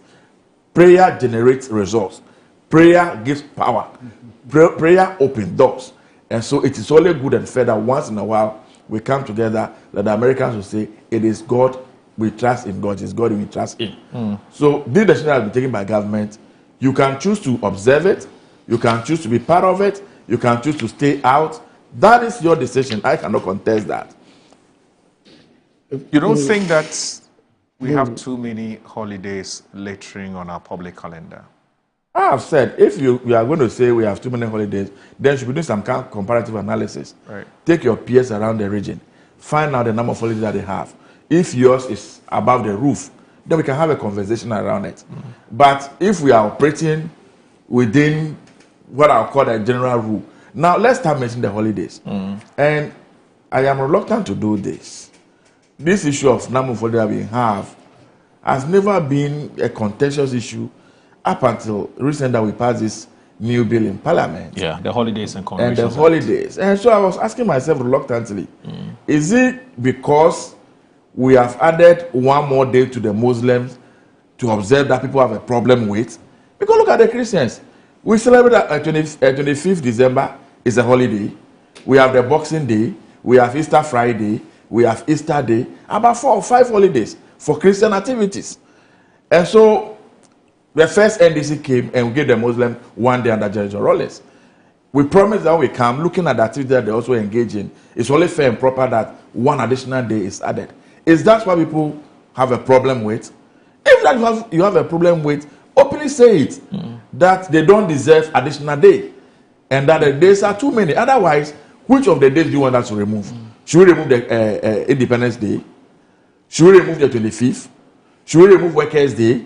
Should we remove 1st July? Which of the days do you think that is not relevant for us to observe it? And as I indicated earlier, unless, and of course, we are looking at holidays as quote unquote useless days, nothing happens, it's unproductive, it adds nothing to our economy, then you can draw those conclusions. But to the extent that you can fashion economic activities around a holiday that can be so productive and can help this country to move on, why do you have a problem with it? Yeah, it's an interesting conversation. And Andy, please, if you can put up the holidays again, let's see if we can do some additions and subtractions. Let's see which ones we can take out if we were president and we had some influence. Andy, let's look at this. So now, okay, so then now we don't have New Year's holiday. No, of course, there's New Year's Day, 1st January, right? There's Constitution Day, 7th January. I just learned something there. Okay. Benin, they have 11 days. Benin has 11 days. Burkina Faso, they have 10 days. Okay. Cape Verde, 9. Okay. Gambia, 14. Right. Ghana, as of now, 13. 13. Guinea, 10. Guinea-Bissau, 10. Okay. Ivory Coast, 13. Okay. Liberia, 12. Yes. Mali, 11. Okay. Mauritania, 8. Niger, 12. Nigeria, 11. Right. Senegal, 13. Okay. Sierra Leone, 9. Togo, 12. Okay. Are we So we're of within the- range. Are we not within the range? But what I'm looking Let me at, even give you the Europe and America. The 13 that we have. Okay, so in fact, in our case, I doubt if it's still 13. 13 I because think it even reduced. now there won't be Constitution Day, right? But Independence Day is still there. New Year's is still there. Eid al-Fitr, Eid al-Adha. There's Good Friday. There's Easter Monday. There's May Day. There's Farmers Day. There's now Kwame Nkrumah Memorial Day will now be Founders Day with singular S, not plural, apostrophe S, not. Yeah. You know what I mean? So now it will be Nkrumah's Day, right? Now, is Nkrumah's Day a holiday? No, it's just commemorative. Is that commemorative? Okay. It's not a holiday, but it was made a holiday because we brought all the other founders together. So it's we maybe made Kwame 13. Nkrumah. So that's also out. Yes. So that's out, and then so Constitution Day is also out. Then So, you have it's about 11, 10. Then you have Farmers Day. There's Christmas Day. There's Boxing Day, right? And are we done? I think that's it, right? So we have 13. Now 2 is out. And So 11. out of the 2, we've replaced it with a Shark Day. Yes. So that's it. 12. So Oh, no, but it's also 1st July. yeah. 1st July wasn't there because the previous administration. No, it actually comes back to 30. It comes back to 30. It comes back to 30. But, yes, it comes back to 30. Moro, I don't think the conversation on this table has been whether we have too many holidays. Yeah. No, in fact, you raised it. Yes, in the beginning. I said you were wondering whether we have too many holidays. Based on the fact that Republic Day is now being made a public holiday from the backdrop that we had made it a commemorative day. Yes. So that is where you are coming from. The trajectory, and also to caution us as a people that these additions of public holidays affect productivity, particularly again that you commemorate and then you are pushing the celebration to a Friday or a Monday. But let me say that first and foremost, we are all Christians. I pray. Yesterday, I went to church and prayed. I pray for this country. So, prayer at any point in time is part and parcel of us as a society. In fact, declaring a national day of prayer is not wrong. All I have put on record is that if you want us to celebrate that day, let it be on the holiday so that we make good use of the time. Don't use public time that is not a holiday to go and do all these celebrations and then come back and declare the Friday a holiday, and then you say that holiday people should either, whether you are going to the beach, as you are saying, tie it in with tourism. So if I understand you, what you're saying is that today is 1st July. Create the awareness that today is 1st July. And let's move on. Let's move on. Let's do the prayer and all the things you've talked about on Friday. On the Friday, which is the holiday. Then you have productivity being maximized. Do you get the drift? That is all. Yeah, that is the conversation we can have. Yes. That is a suggestion. That is a suggestion we can look at. Yes, if you're arguing that because we have decided to shift the holiday to Friday, that's right. Because we have agreed to shift the holiday to Friday. Yes. So today, let's just generally commemorate it. Continue to work, do everything. On that Friday, that is a holiday. Take the first 1 hour to pray for the nation. That is not a view I'll contest. Because sitting here, he's just telling me that his constituents have asked him to come. I want to celebrate that So he has to leave Parliament and go to Efian. You've been invited. I need to be invited. He's also been invited. No, that is not. It's not a proposal I want to contest.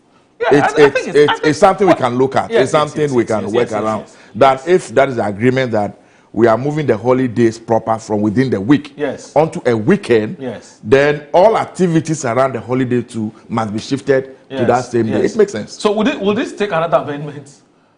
No, I don't know. We have to look at it. You don't need that. I mean, it's just a policy decision. Government can just policy decision. I don't think it is because the holiday itself has been determined. Yes. Either a Friday or a Monday. Yes. But then instead of government using time and resources, so it's about the activities. It's like what you and then you maximize your time. No, that makes a lot of sense. It makes a lot of sense. But again, you see, it depends on how you view this whole thing. Okay. If you are considering the 1 hour prayer as a waste of time, I'm coming, as unproductive, as not adding anything to the economy, then that argument, because those who are in there now will tell you what we are doing is productive. No, but that's arguable. That's what I'm saying, that it depends on the lenses from which you are looking at it. Because you're a Christian or a Muslim. We believe in the impact of our spiritual lives on our economic lives. That's true. So we won't have a problem if every day is declared a national prayer, a national day of prayer and thanks. We won't have a problem. That's right. But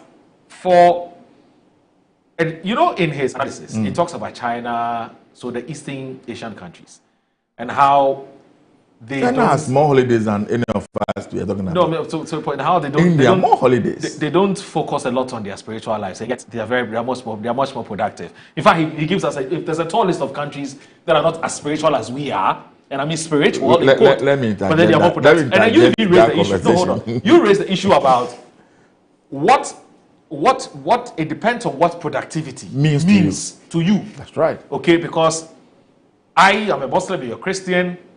We do not think that no matter how productive we are, if our spiritual lives is dead, it makes sense for us to even live.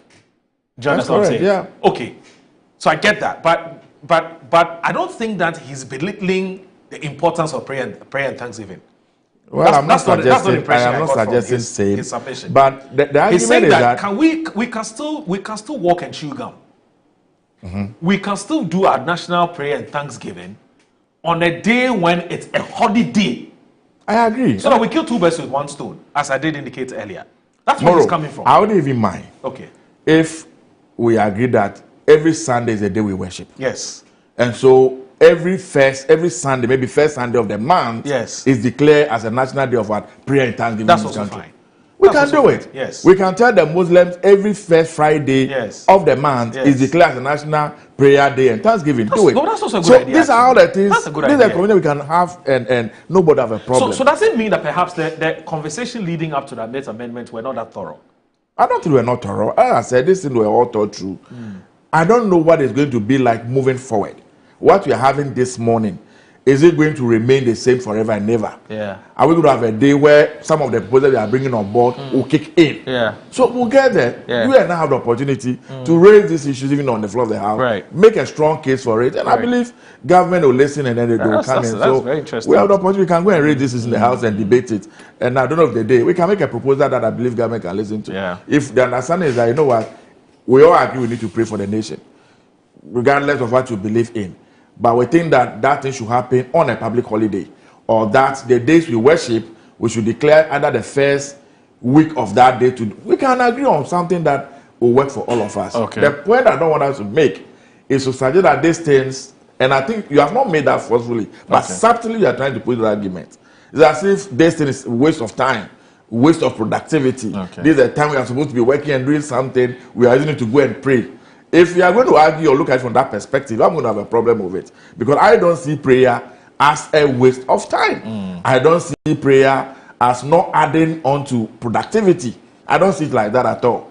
You understand? The point you made earlier, some of the people are making, that go to China and all these Asian countries, they don't pray as we do, they don't do these things. And no, I said beyond, just a second, I said beyond the prayer, on such days, let us bring back the foundations of our democracy, what our forebears fought for, the issues around accountability, issues around ethics in governance, issues around integrity, so that beyond the prayer, let's remind ourselves of these, set these yardsticks, cause government to be responsive to these things so that we can make some productive progress. As a country. You and us, MP, know what we can do. Very good call you are making. We can now go back to our constituency. Before days like this, we can plan events with our constituents. Where now we want to say that we want to reflect as a people where we have come from. Things that we believe has set the clock backwards for the development of this country. Where have we played the right roles and the wrong roles? We want to do some self-introspection as we build our culture. We can do it. We can pick it up. Let's go to the schools. Let's organize.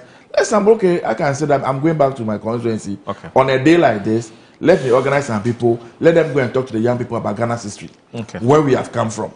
Let us go and talk about some of the ills in our society, which are retarding our collective growth and development. So these are things that as leaders we can initiate to complement whatever nationally they've agreed to do. It's not as if everything is cast in stone. Once national is doing something like this, you cannot have another initiative along the same line. I agree. That self-introspection is very important. On a day like this, maybe soberly, as you go to wake up early in the morning, and as a person, as an individual, soberly reflect. So really, how have I also contributed to this beautiful country of ours? My actions and inactions, are they really helping? Is there anything I think I can do more? So yes, that call can be made, and people can be encouraged to do that self-introspection. And as I said, as leaders, we can also initiate things in our constituency. On a day like this, we want to put all the women together.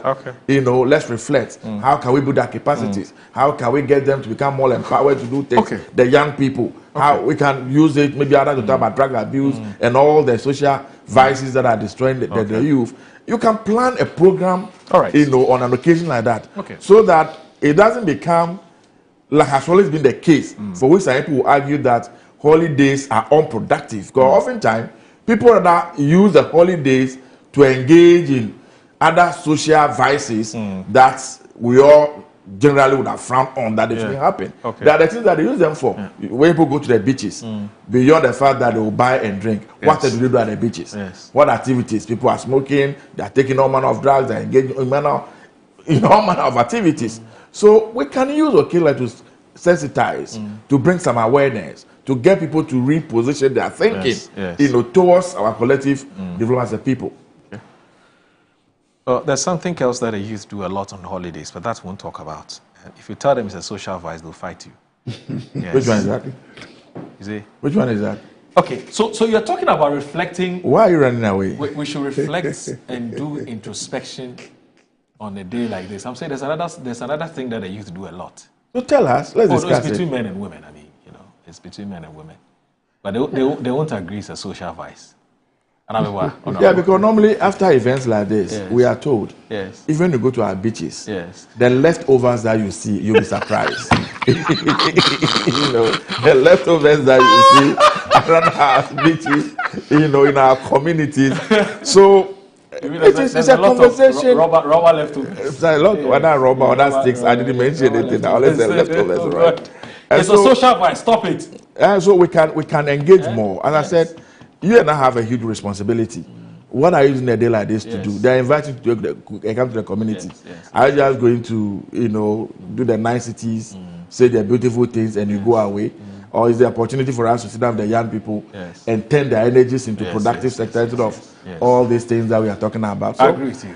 We have a role to play. Yeah, they're exerting on their energies on things that don't matter. And at the end of the day, they'll leave us with a lot of rubber on the beaches.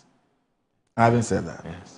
Anyway, so you talked about how we should use a day like this to reflect and to do some introspection about our lives as a country, where we are coming from, how far we've come, what we did right, and how we can improve it, and what we did not do rightly, why we're struggling not to get it right, and so on and so forth. So there's one thing which we are still struggling to deal with. It's become an existential threat, and governments upon governments have done their bit, but we're still in our sixes and sevens as to how to fight it and fight it head on.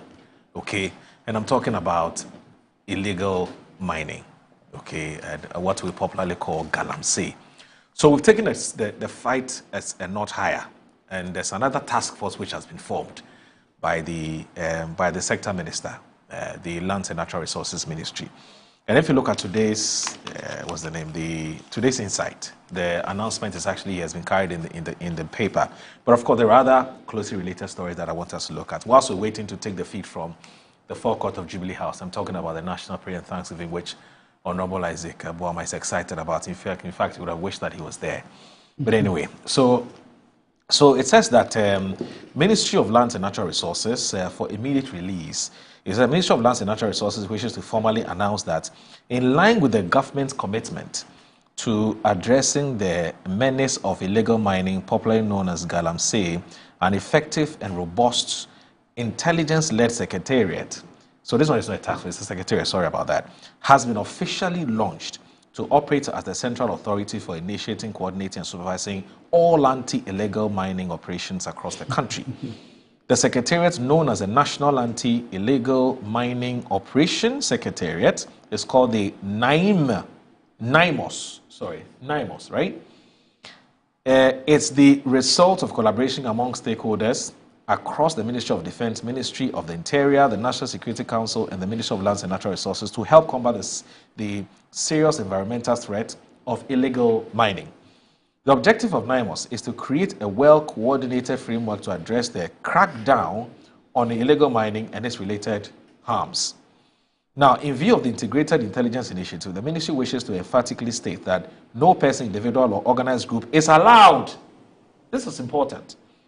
It says no person, individual, or organized group is allowed to embark on any anti-illegal mining operation without consulting the duly established secretariat, which has been formally taxed for that purpose. Now, for the avoidance of doubt, all anti-Galamsey operations, swoops, and raids conducted without the express approval and authorization of the secretariat are strongly discouraged, and we urge all the concerned Ghanaians to take note of the arrangement and comply accordingly. The NIMOS team can be reached on plus blah blah blah. The number is out there. Maybe I should give the number out, but it's not very clear. So when I get out there, I'll announce it.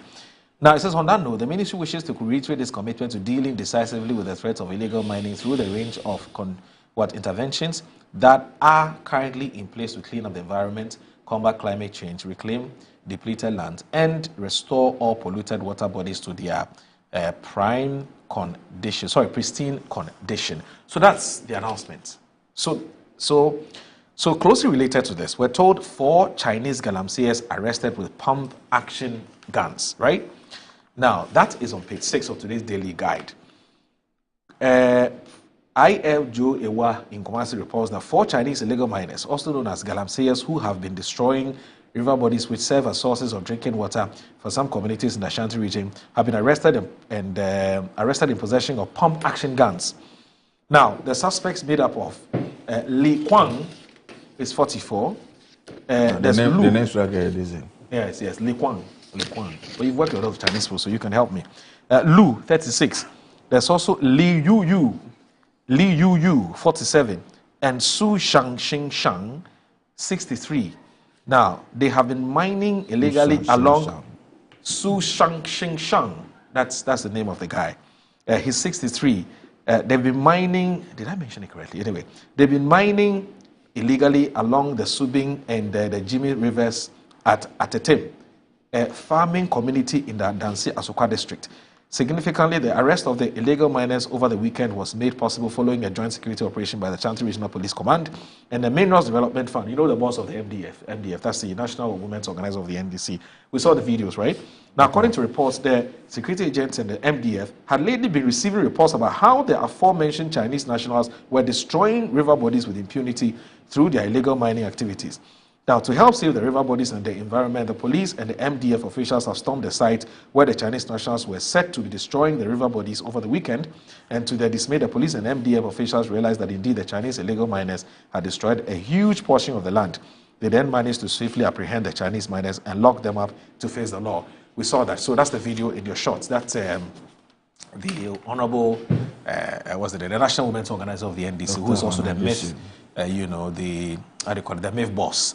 Now, closely related to this, okay, and there was a reason why I said we should pay attention to what the memo the announcement from the Secretariat said. Now, closely related to this is a statement from small-scale miners. So this one is legal small-scale miners. Now, small-scale miners in Ghana have made a passionate and urgent call on President John Dramani to institute a probe into operations of a legal anti-Galamsey task force. And it says a recent report from the Western region indicated that a legal task force clashed with government national anti-Galamsey task force, right? A situation that nearly caused a major disturbance. However, through the intervention of the Sector Minister of Lands and Natural Resources, Emmanuel Amabua, the national anti-Galamsey task force was called back. Sources said the illegal task force later blocked the national task force route to Accra, asking them to surrender, and it took several hours before tensions died out. According to the miners, recent attacks by the illegal task force have seen them brutalized and seize machines, also destroyed a brand new SUV car. Now, the miners are of the strong position that if the committee is set up to investigate the matter, the government's efforts to tackle illegal mining activities will be achieved. Licensed small-scale miners will also have the piece to operate and contribute their quota to national development. The miners are calling on the government to take immediate action to disband the illegal task force and to ensure that legitimate mining industry is protected. Now, this illegal task force has recently stormed other licensed mining sites in the Ashanti region with their unauthorized operations, extorting monies. They're extorting monies from miners, according to the source. Now, within a space of 1 week, the National Small-Scale Miners Association, the Ghana Concerned Small-Scale Miners, have held separate press conference to complain about the state of their business. The miners expressed their frustration and disappointment over the attacks by the illegal task force. So they want government to take a decisive action in order to curb this and to nip this in the bud. So let's put all of this together. We've had the concerns of the small-scale miners. We've also seen Hannah Bisu, who's currently the National Women's Organizer of the NDC, who's not a MIF, but MDF boss, Minerals Development Fund boss. You see her. She's also helping to clamp down on illegal small-scale mining. And I'm trying to get what exactly the correlation between her office and what she's doing, but that maybe you can explain better. We've seen her doing this. And then, of course, we also have a secretariat that's supposed to be coordinating all of these.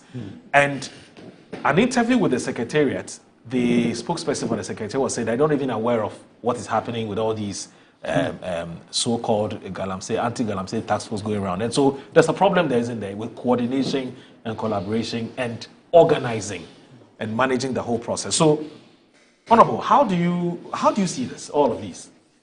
First of all, your thoughts about the secretariat? Yeah, necessary, not necessary. I'm going to deal with all of that. But first and foremost, let me express my disappointment. Why? With who? President Mahama and the NDC government 6 months down the line in the fight against illegal mining. Okay. You see, isn't this early days prior to election 2024, one of the biggest challenges Ghanaians were talking about was this degradation of our forests and our water bodies. It was so pivotal to us as a people that all the political parties made various commitments to fight this illegal mining business and its consequent effect on the Ghanaian people. In fact, the NDC government made pronouncements that the government need to establish declare a state of emergency to combat this menace because our water bodies had been completely taken over by. I thought it was the media coalition against Galamsey. Yes, yes, we're giving that pressure. Yeah, no, but the call for declaration of state of emergency came from senior party officials of the NDC that the government needed to declare state of emergency. Now we go through an election process. We come to an NDC government with this overwhelming and decisive victory. And then 6 months down the line, we are still battling with this fight of illegal mining against illegal mining as if it is no business. No commitment, complete no political will to fight this illegal mining business. When the Minister for Lands and Natural Resources came to Parliament, 3 months or a month after he was made, he came and decried all efforts he's going to put in place to combat it. What have we seen? In fact, there's been much more attack in our reserves today than it existed months back. Evidence. 2024. Yes. Evidence. Check Erastus Asaronko's reports consistently from January. You didn't say that. The forest reserves that are being attacked in the year 2025, to the extent that just recently, about a week or two ago, he said that a new forest reserve has been attacked by different sources of illegal miners, that almost about 11 football fields, and nobody can go there because they are protected by the security. Police is involved, military is involved, national security is involved. Allegations. Being protected and being promoted by the NDC government. Yeah. Moro, you are like in the middle of what allegations. No. We are doing serious business here. Let's not take it for granted. Let's not talk about it. We have a government in power. Look at the devastation that we are seeing today. Are you saying that things have not gotten worse and out of hand than we saw in 2024? You go to church. So this whole issue about, I said yesterday I was even at church. So I've been a full-blown Christian since 1996. Okay, I'm a serious Christian. Have you been preaching too? Yes, I can preach too. Oh. So you know he was in the States for a week to preach. Oh. Yeah, honorable. He came back just last night. With God. Yeah. No, he's a serious preacher. He's a minister of God, actually. Yeah. So are you paid when you travel to go and preach? Okay, please go ahead. Right. The political will is not there. And that is what we need to address. Okay. The second thing is that why is it difficult for government led by His Excellency the President to give us a blueprint in fighting this Galamsey? What is government's blueprint? No clear direction from government. And this is something that should be emanating from the center, led by the president. So leaving it to the minister for lands and natural resource, yesterday he established Blue Water Gas. What was the mandate of Blue Water Gas? He said over 500 people had been recruited under Blue Water Gas. Have you received one complaint or report? Success since the Blue Water Gas were established. So what was the use? They are being paid 2,000 Ghana cedi a month. I agree that people should be, but that Blue Water Guard that was established from the day they started working till now, have you received one report that suggests the relevance of this Blue Water? We sat on this platform and discussed that. What was their mandate? They said they will be patrolling water bodies and be reporting events that are happening in and around water bodies. Have you received even one report success of Blue Water Gas since it was established? But they're not supposed to give the report to you. The report goes to the minister. I'm saying about the minister. Has the minister come out to tell us even one success? Now he has established a committee to do what? To coordinate the activities of another interministerial task force. I wish him well. It is another creature to create mess in that industry. It's a secretariat. How different is it from the interministerial task force that bedeviled us under Akufo-Addo? I'm saying that secretariat, what's the secretariat supposed to do? Coordinate what? Galamsey fight? Are they the ones now to provide security direction, monitor the activities of the security people who are now extorting money from both legal miners and illegal miners across the country? But the statement was clear what they're supposed to do, and I read it to you. Oh, informing these things, there are always statements to suggest and their mandate. The objective of NIMOS is to create a well-coordinated framework to address the crackdown on illegal mining and its related harms. What is that supposed to be? Coordinate with who? In view of this integrated intelligence initiative, the ministry wishes to emphatically state that no person, individual, or organized group is allowed to embark on any anti-illegal mining operation without consulting the duly established secretary. Please. So the ones that are already on the front of their own. Anabisu should have sought permission. So when the minister was setting this secretariat up, didn't he coordinate with all of those people who are on the Hanabisu, I can guess that she didn't know. I'm saying that the minister doesn't Hanabisu report to the Ministry of Lands and Natural Resources. Yes. So why wouldn't the minister? No, hold on. What's the new structure? I think MDF is now in the finance ministry, isn't it? I think so. What's MDF? The fund. I think the fund is on the finance ministry. So what is she doing? Sure. What is she doing? I should think so. What is she doing on Galamsey site? Well, I don't know. That is the mess I'm talking about by this administration. Yeah, but she's a Ghanaian. She has every right to fight. Wearing those, what was she wearing? With all those security headgear, with security things all around there being followed. Doing what? Whether she's a Ghanaian, you and I, all of us should be fighting. So any Ghanaian can wake up. Now there's a secretariat. We just have to go and tell them that I want to go to this area. I'm saying that the minister has lost this fight from its outset, and he's even making it worse by the day. Every day, Blue Water Gas scheme, nothing. Secretariat is being established, nothing would come out of it. The security agencies that he's supposed to coordinate are there chasing people and extorting money day and night. What has happened to all the reports that has come before the attention of the government on this extortion? People have openly come out. The minister himself, in establishing this, he said, even when he talked about coordinating and the rest, he was not bold to say that all those activities by the security task forces they should be recalled. He said there were some nice cities of West trying to massage those activities. Intelligence-led secretariat. Yes, that's what he's saying the secretary is supposed to do, and yet we have task forces, security task forces that are already on the ground extorting money and enforcing this Galamsey work.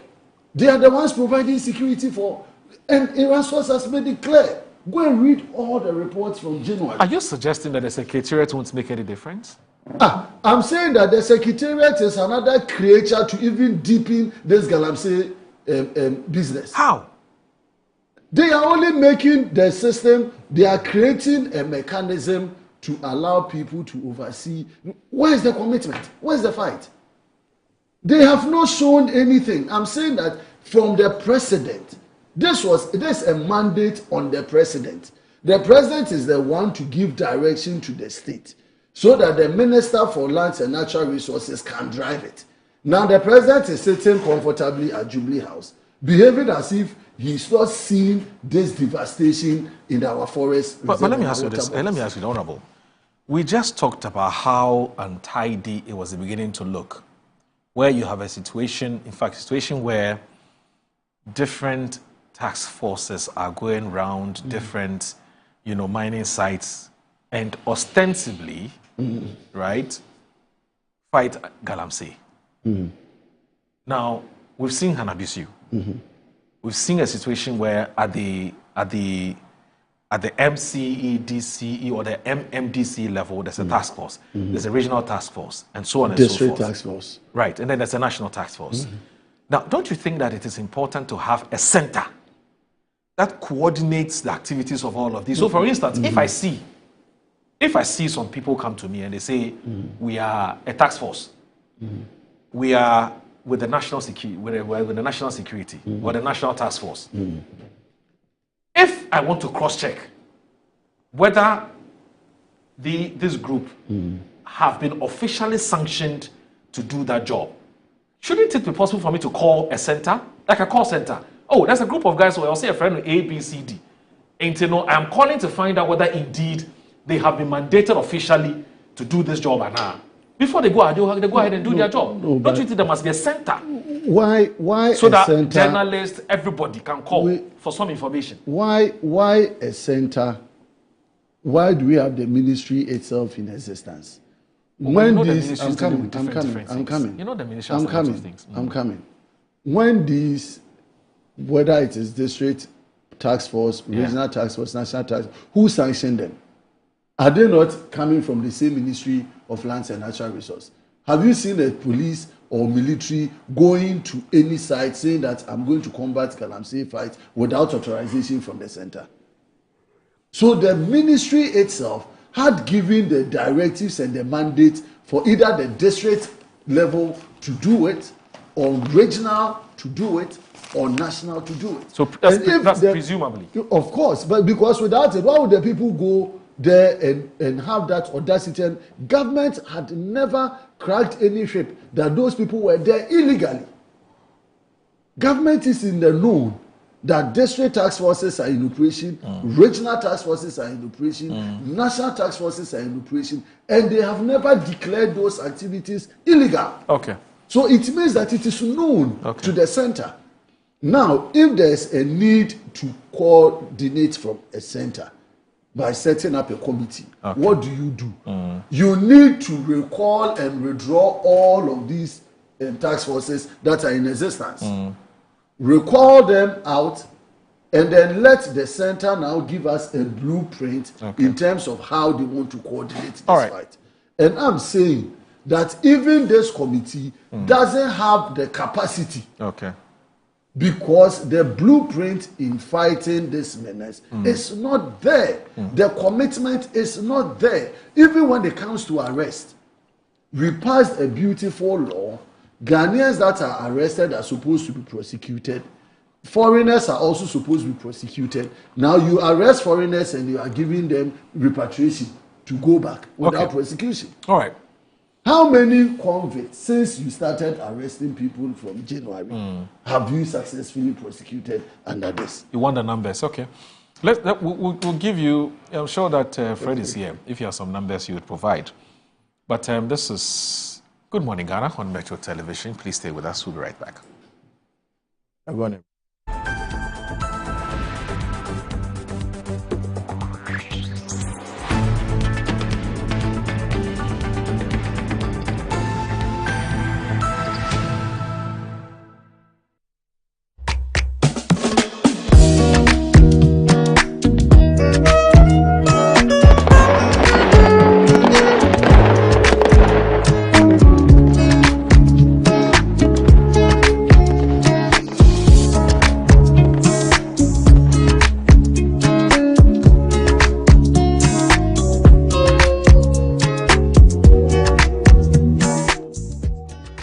Edum, time aso. Hey, J.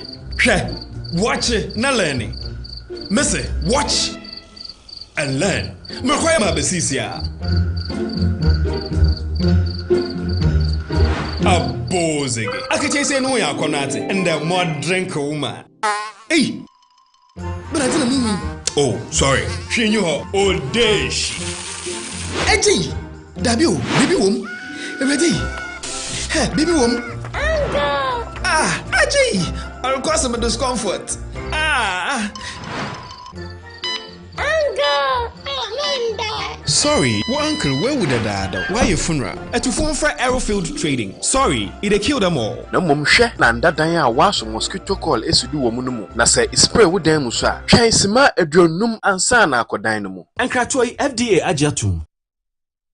I'm here at Mycom JA Limited to show you the Promethean Active Panel, the ultimate tool for corporate institutions, hospitals, schools, and your home. With its crystal clear 4K display and an unbreakable screen with an ultra responsive touch technology. This isn't just a screen, it's a game changer. For corporate institutions and in schools, this active panel can be used for Zoom meetings and PowerPoint presentation. And your homes are not left behind. You can use it to watch all your favorite programs by just connecting to a Fire Stick, and you can get access to channels like Netflix and Amazon, and voila, you are in there. At Mycom JA Limited, we provide you with the best quality products from the United States of America with 1-year warranty. You can get an MGL Logistics and Supply is your trusted partner, providing seamless solutions for all your procurement needs.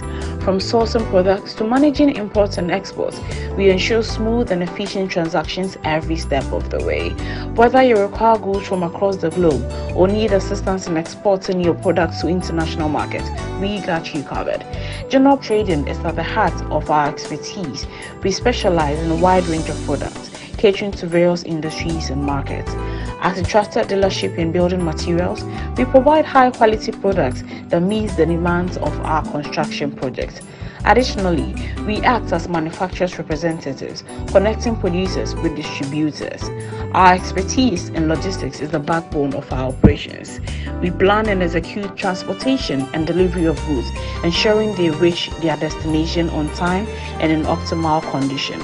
MGO Logistics and Supply, guaranteed satisfaction. Are you a headmaster, headmistress, parent, teacher, or an educator looking for high-quality textbooks for preschool, primary, and junior high school students? Look no further than Advocate Publishing Company. Advocate Publishing Company is a leading publisher of educational materials in Ghana that publishes very engaging, interactive, and comprehensive textbooks that meet the needs of students, teachers, and parents. Our textbooks are thoroughly published to make learning fun and easy. They are also designed to stimulate critical thinking, problem solving, and creativity in students. Make Advocate Publishing your preferred choice for all your educational needs. Explore our range of textbooks and educational resources. Visit us at the old GNTC yard near Kingsway, Accra.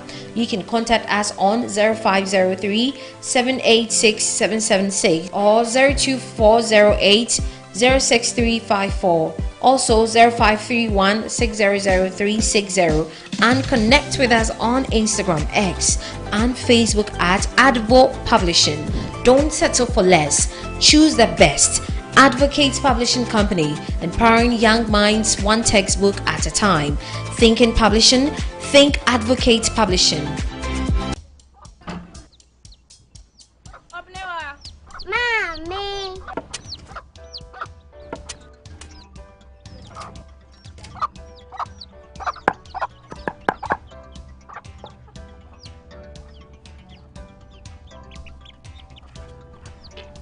Michelle say, fe.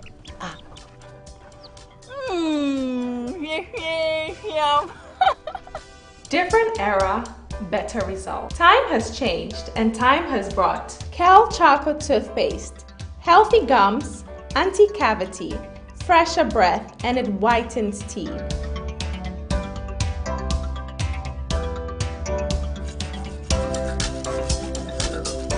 Kel Charcoal Toothpaste, Sankofa.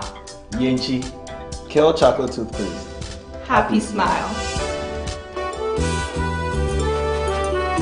This advert is FDA approved. Buy affordable service plots and lands from estate masters. Currently selling our next cottage, located at the newly proposed airport city, with a starting price of 25,000 Ghana cedis.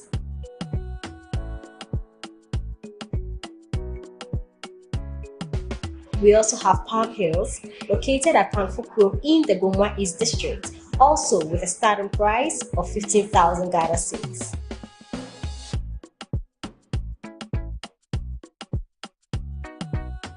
Available also is Coastal Park in Lakpleku, which is a 15 minutes drive from the Ningo Senior High School, having a starting price of 55,000 Ghana cedis. You will receive a free site plan with indenture once you successfully purchase a land from us. For any enquiries, contact the numbers provided. Estate Masters, your most preferred estate partner.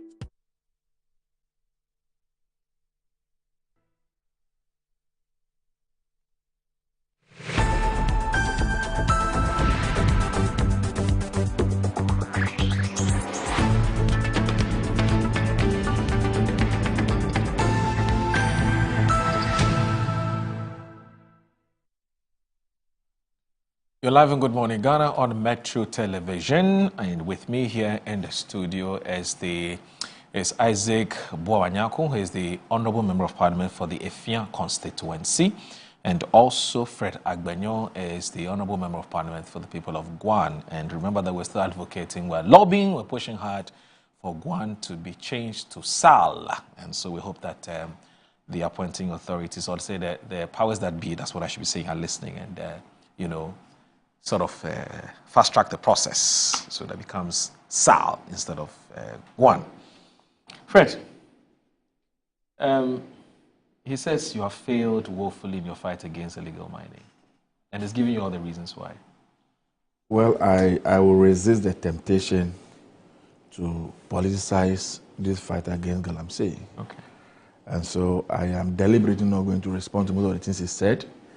And I am also not going to do any partisan politics, or I will not attempt to do equalization just so that we obfuscate the whole issue and we don't find a solution to it. I'll stay away from that temptation. I'll be the Christian that I've always been, and Ghana that I care so much about, and look at it from a very nationalistic perspective.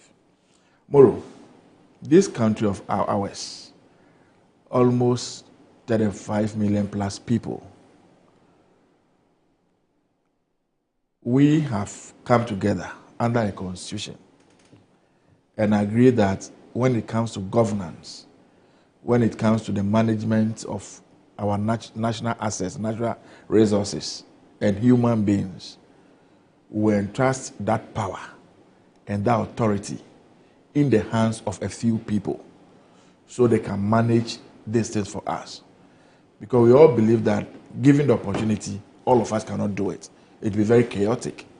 And so we have ceded all that power, all the authority into a body. And said, take this authority from us, fight and manage our state resources. At any point in time as a nation, we get to a level where it comes across as though the nation cannot fight a particular menace. Then we are heading towards a big challenge. I maintain, and I will say it again this morning, that there is no group of people or activities of any individual that should supersede the coercive force and power of the state. Are you with me? Yes, I'm here. The state has the power, has the authority, and has everything that it takes to be able to rein in everybody and call everybody to order. Right. And so when we are confronted with a challenge, and it is made to look as though state has lost that power to move in and get things corrected, they become very problematic. And that is where we are with this Galamsey fight. Okay. We know of other countries where people have sat back. You know, Nigeria and their fight with this Boko Haram yeah. people. Where at a certain stage, it is as though the Boko Haram guys were more powerful than the military command of Nigeria. That when they scream, the states will run away and they will prevail. That is not a thing we want to bring on ourselves in this country. I dare say, if we rise up one day that we want to stop Galamsey in this country, we'll stop it. Because we have everything that it takes to stop it. If we command the Air Force to move into the air, we command the Navy to move into the water bodies, and the military to move on the ground, and all of us have a common agenda to salvage our environment, there's no way, be a Chinese, be an Indian, be a Nigerian, be a Burkinabe, be a Ghanaian, can stand in the way of that. So why aren't we doing that? That's what I'm saying, that we can give all the reasons, we can give all the excuses. If we want to do it, we can do it. That's my conclusion on the subject.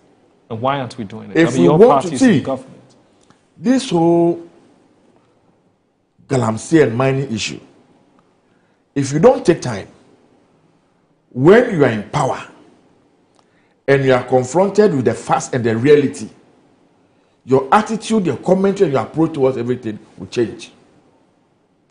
And so somebody who now sits back and watching you over the period and the things you have said in the past, will then come to you have no principle. And that you said those things only because you want political power. And now that you have gotten the power, the things you are supposed to do, you are not doing. That's the only conclusion you come to. Today as we speak, that which is holding this economy is mining. Like it or hate it, believe it or disbelieve it, mining is what is holding our country. In fact, Cocoa Board announced yesterday at that press that so far we've is it raked Gold in Board or five. Cocoa Board? Sorry, I said Cocoa Board. Gold Board. Sorry. Yes. Said we have raked in $5 billion within this period. Within this period, 6 months. Which is far more than what we did the whole of 2024. Yeah. 2024 is $4 billion. 4 billion. Yes. So half of this year alone, this is how much money we have made. And so it's not a sector. It's not an industry you say, let's close the door and put the keys in our pocket and go and sleep. If you close the door completely, your economy will come to a standstill. Hard reality.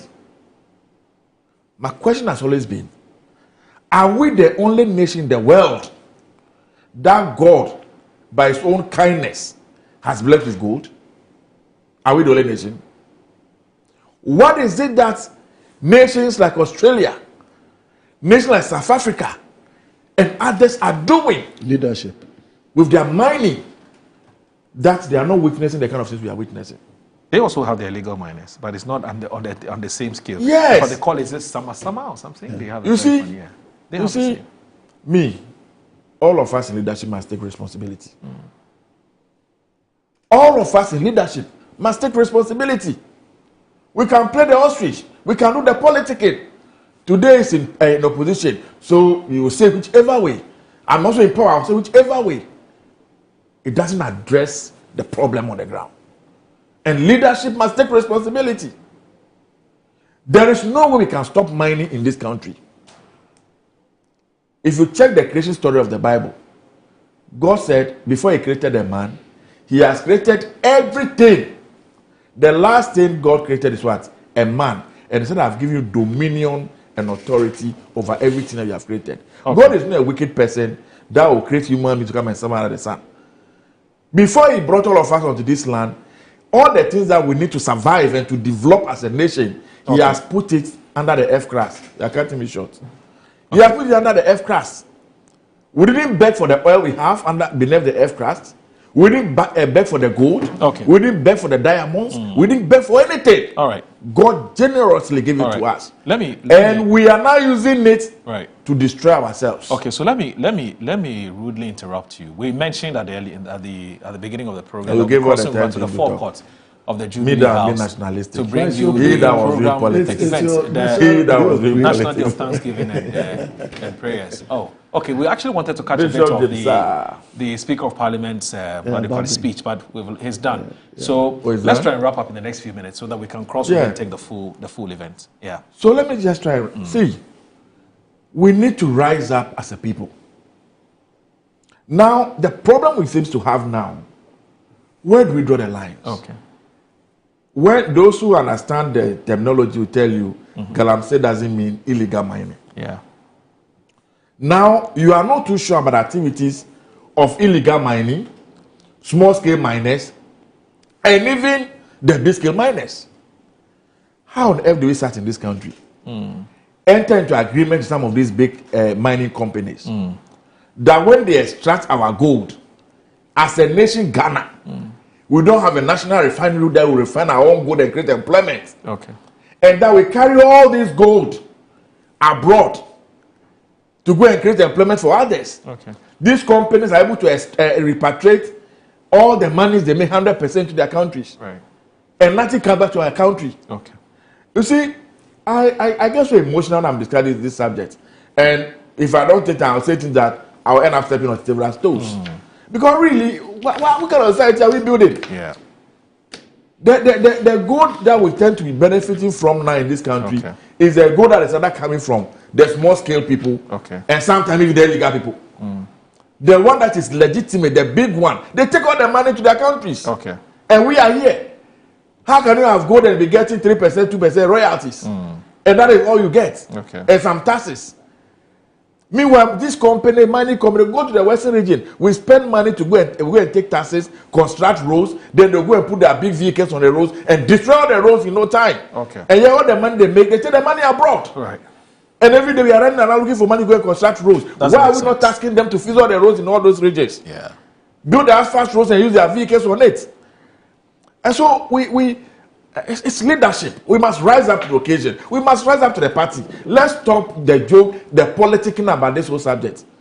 The minister can do as much as he wants to do alone. If he doesn't get the collective support of the people, he'll fail. Yeah. The president can say whatever I want to say, he can scream. If we don't rise up to the party and say, you know what, enough is enough, we are not going to get there. Okay. Sometimes when we blame these foreigners that we claim they are in our forest money and the rest of the other body, I sat down and I laugh. Right. So somebody sat in Zhuangzhou in India and he knows that there's some gold in Ayanfuri forest. Right. And then he turned into a bird, flew into the forest. Okay. The excavator they are using, they were like a matches box down. What are we talking about? So let me do this. Excavators, we have more than 1,000 excavators. Yeah. There's a new law, there's a new agreement that is banning that even importation of let me do this BVL has even put tax and everything. Yes. Let me do this quickly. So let's take a few messages so we can cross over. So Isa Hussein, you know him, the former MP. I think Okaikwe North, I believe. Oh yes. Former Okaikwe North MP. All right. He says that. He says, good morning, bro. When did Fred Agbenyo become this nationalistic? Has he forgotten the demands his party made on the MP government in the run-up to the elections 2024? I know you ignore him. What happened to the demand for brother. the calling of a state of emergency and the banning of mining activities? Good morning, Husseini Isa. Ignore my brother. Tell him that I will not mind. Yeah, you the two of you are very good friends. Let me wish Joshua, our own Joshua Tete, a happy birthday. Joshua Tete, one of the hardworking chaps here at Metro TV. A happy birthday to Joshua Tete. You are the character generator, a graphic artist here at Metro TV. You're also a creative professional.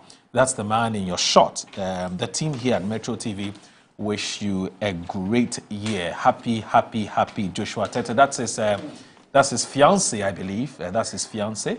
But this one is his boss. That's Annie. But the other lady is his fiance. Wife. Yes, that's his boss. Yes, that's his boss.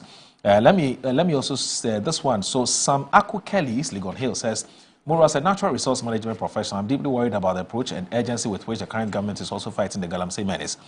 I am at a loss as to why the government is not willing to shut the tap before mopping the floor. Why is government unwilling to declare a state of emergency on mining in our water bodies and forest reserve? And what does it take to repeal CI 2462 in order to prevent people from mining in our forest reserves? In fact, we must know that posterity would never forgive this government if it continues to toe the line of the previous one in the fight against Galamsey. And also, this one here from, Austin Gabe. Yeah. The labor expert, yes. He says, assuming the holiday falls on Sunday and or Saturday, when we do not normally work, will there be an argument? Obviously, there won't be any argument. And let me just do this, just this one. Finally. Now, Andrew Ejapa says that Ejapa Mesa. He says, what? That he screams, says, what? Fred Agbenyu. You are the one screaming. No, it's the way he's written it. The way he has written it. And, I can even say, he says, what? What? Why? Fred Agbenyu. Why? And he says, wonders shall never end indeed. Oh, why? Yeah. I don't know why he said that. Yeah. Maybe the next time he comes on the show, he'll be in a better position to explain what he means by. He's become nationalistic. So that's why he says what. Okay. So I'm going to end with this one from a Bobakman. He says, it's truly disheartening to hear NPP leaders attempting to lecture the current government on how to govern. The irony is staggering. Noro, just point to a single sector of the economy they didn't destroy during their time in office. From agriculture to energy sector, to energy, education to health sector, and finance to the environment. Everything they touched was either mismanaged or left in absolute disarray. They should be the last to speak when it comes to responsible governance relative to the economy, corruption, and environmental, corruption. And Andrew, instead of Andrew telling us why he said what, he's laughing. He's laughing at us. So maybe next time when he comes, you tell us why he screamed so loudly. Anyway, so Mansa Musa, I beg you, just a paragraph. Mansa Musa, he's a regular viewer from the UK. He's a journalist himself. This comes tomorrow about the lukewarm, tepid fight against Galamsey. Let's call a spade a spade. What we know is that upon assuming office, the NDC government quickly realized that the whole mining industry is so much contaminated such that calling or enacting a state of emergency would have curtailed mining activities, albeit temporarily, and would have adversely affected economic growth. So we understand why the softly approach adopted by the government. Where any excuse falls flat is the fact that some high-profile politically exposed persons, i.e. some NDC non-members, are openly doing illegal mining. For this, the NDC party and the government, the governing executive should cause their sanctioning and do so quickly. All right, so thanks. Thanks, gentlemen. Yes, I know you do. You do. Yes, but we also have a lot of prayers to do, and very important. Yes. So, but the last thing I want to say is that we don't want to take any lessons and lectures from many people when it comes to Galamsey. I hear you. So, Fred Agbenyu is the MP for Guan, and also our incoming something. But let's wait for that. And also, Honorable Isaac Nyako Buama is actually the MP for Efia constituency and also a member of the finance committee. He's also a private legal practitioner. So, gentlemen, thanks. My name is Al Dumoro. So, yes, let's go to the forecourt of Jubilee House and watch the event. The nation became a republic, but also the day that the nation should give thanks to God and ask for deepened prosperity for all, inclusiveness of the nationals. When I say you thought it right, and I agree with you. So we look forward to 1st July. We will celebrate it to thank God, the Almighty, made Ghana what it is.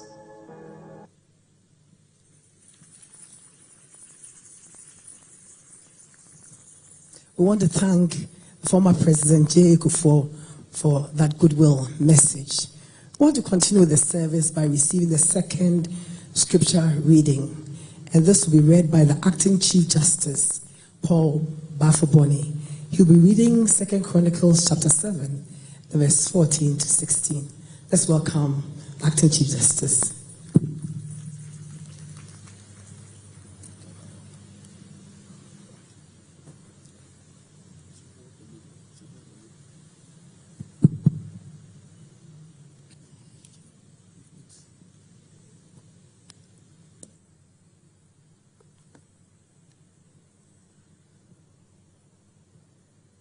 The second scripture reading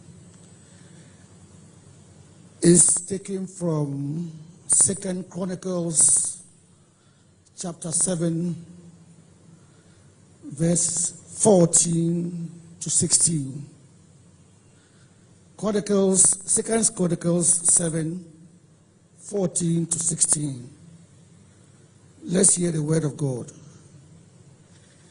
If my people who are called by my name will humble themselves and pray and seek my face and turn from their wicked ways, then I will hear from heaven and will forgive their sin and heal their land.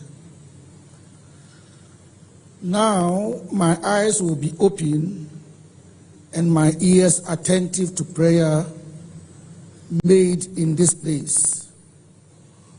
For now I have chosen and sanctified this house, that my name may be there forever, and my eyes and my heart will be there perpetually.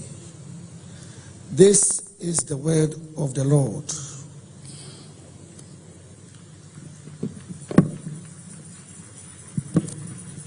Thanks be to God.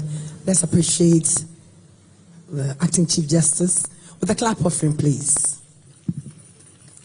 From the scripture reading we just heard, there's a need for repentance, reconciliation, and renewal of moral values in our nation. To lead us into this very important need in our nation, we want to call upon the Bishop Doug Haywood Mills, founder and presiding bishop of the United Denominations, originating from the Lighthouse Group of Churches. He will be held by Pastor Edward Kofi Chumsia, the National Overseer of Deeper Life Church. Right Reverend Dr. Abraham Nana Oparekwache, the moderator of the Presbyterian Church of Ghana, will also be with them. Let's welcome the Bishop Doug Haywood Mills with a clap offering.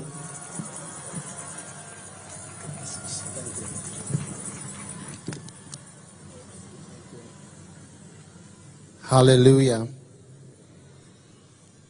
2 Chronicles chapter 7, verse 14. If my people, which are called by my name, shall humble themselves and pray and seek my face and turn from their wicked ways, then I will hear from heaven and I will forgive their sin and heal their land. Amen. I believe to call for a national day of prayer is a sign of humility, because the Bible says, if my people will humble themselves and pray. So prayer is a sign of humility, and humility comes before promotion. So I believe that this prayer time is going to lead to a great blessing and benefit for our nation. And the Bible says that I will forgive their sin and I will heal the land. And so I believe God is going to heal Ghana through our prayers. And there's going to be healing in every part of our nation's life. Healing in the leadership, healing from the hurts that have happened in our nation in the past, healing from hurts and deviations that we have made as a nation since we were founded. Healing for our government, healing. Therefore we ask you to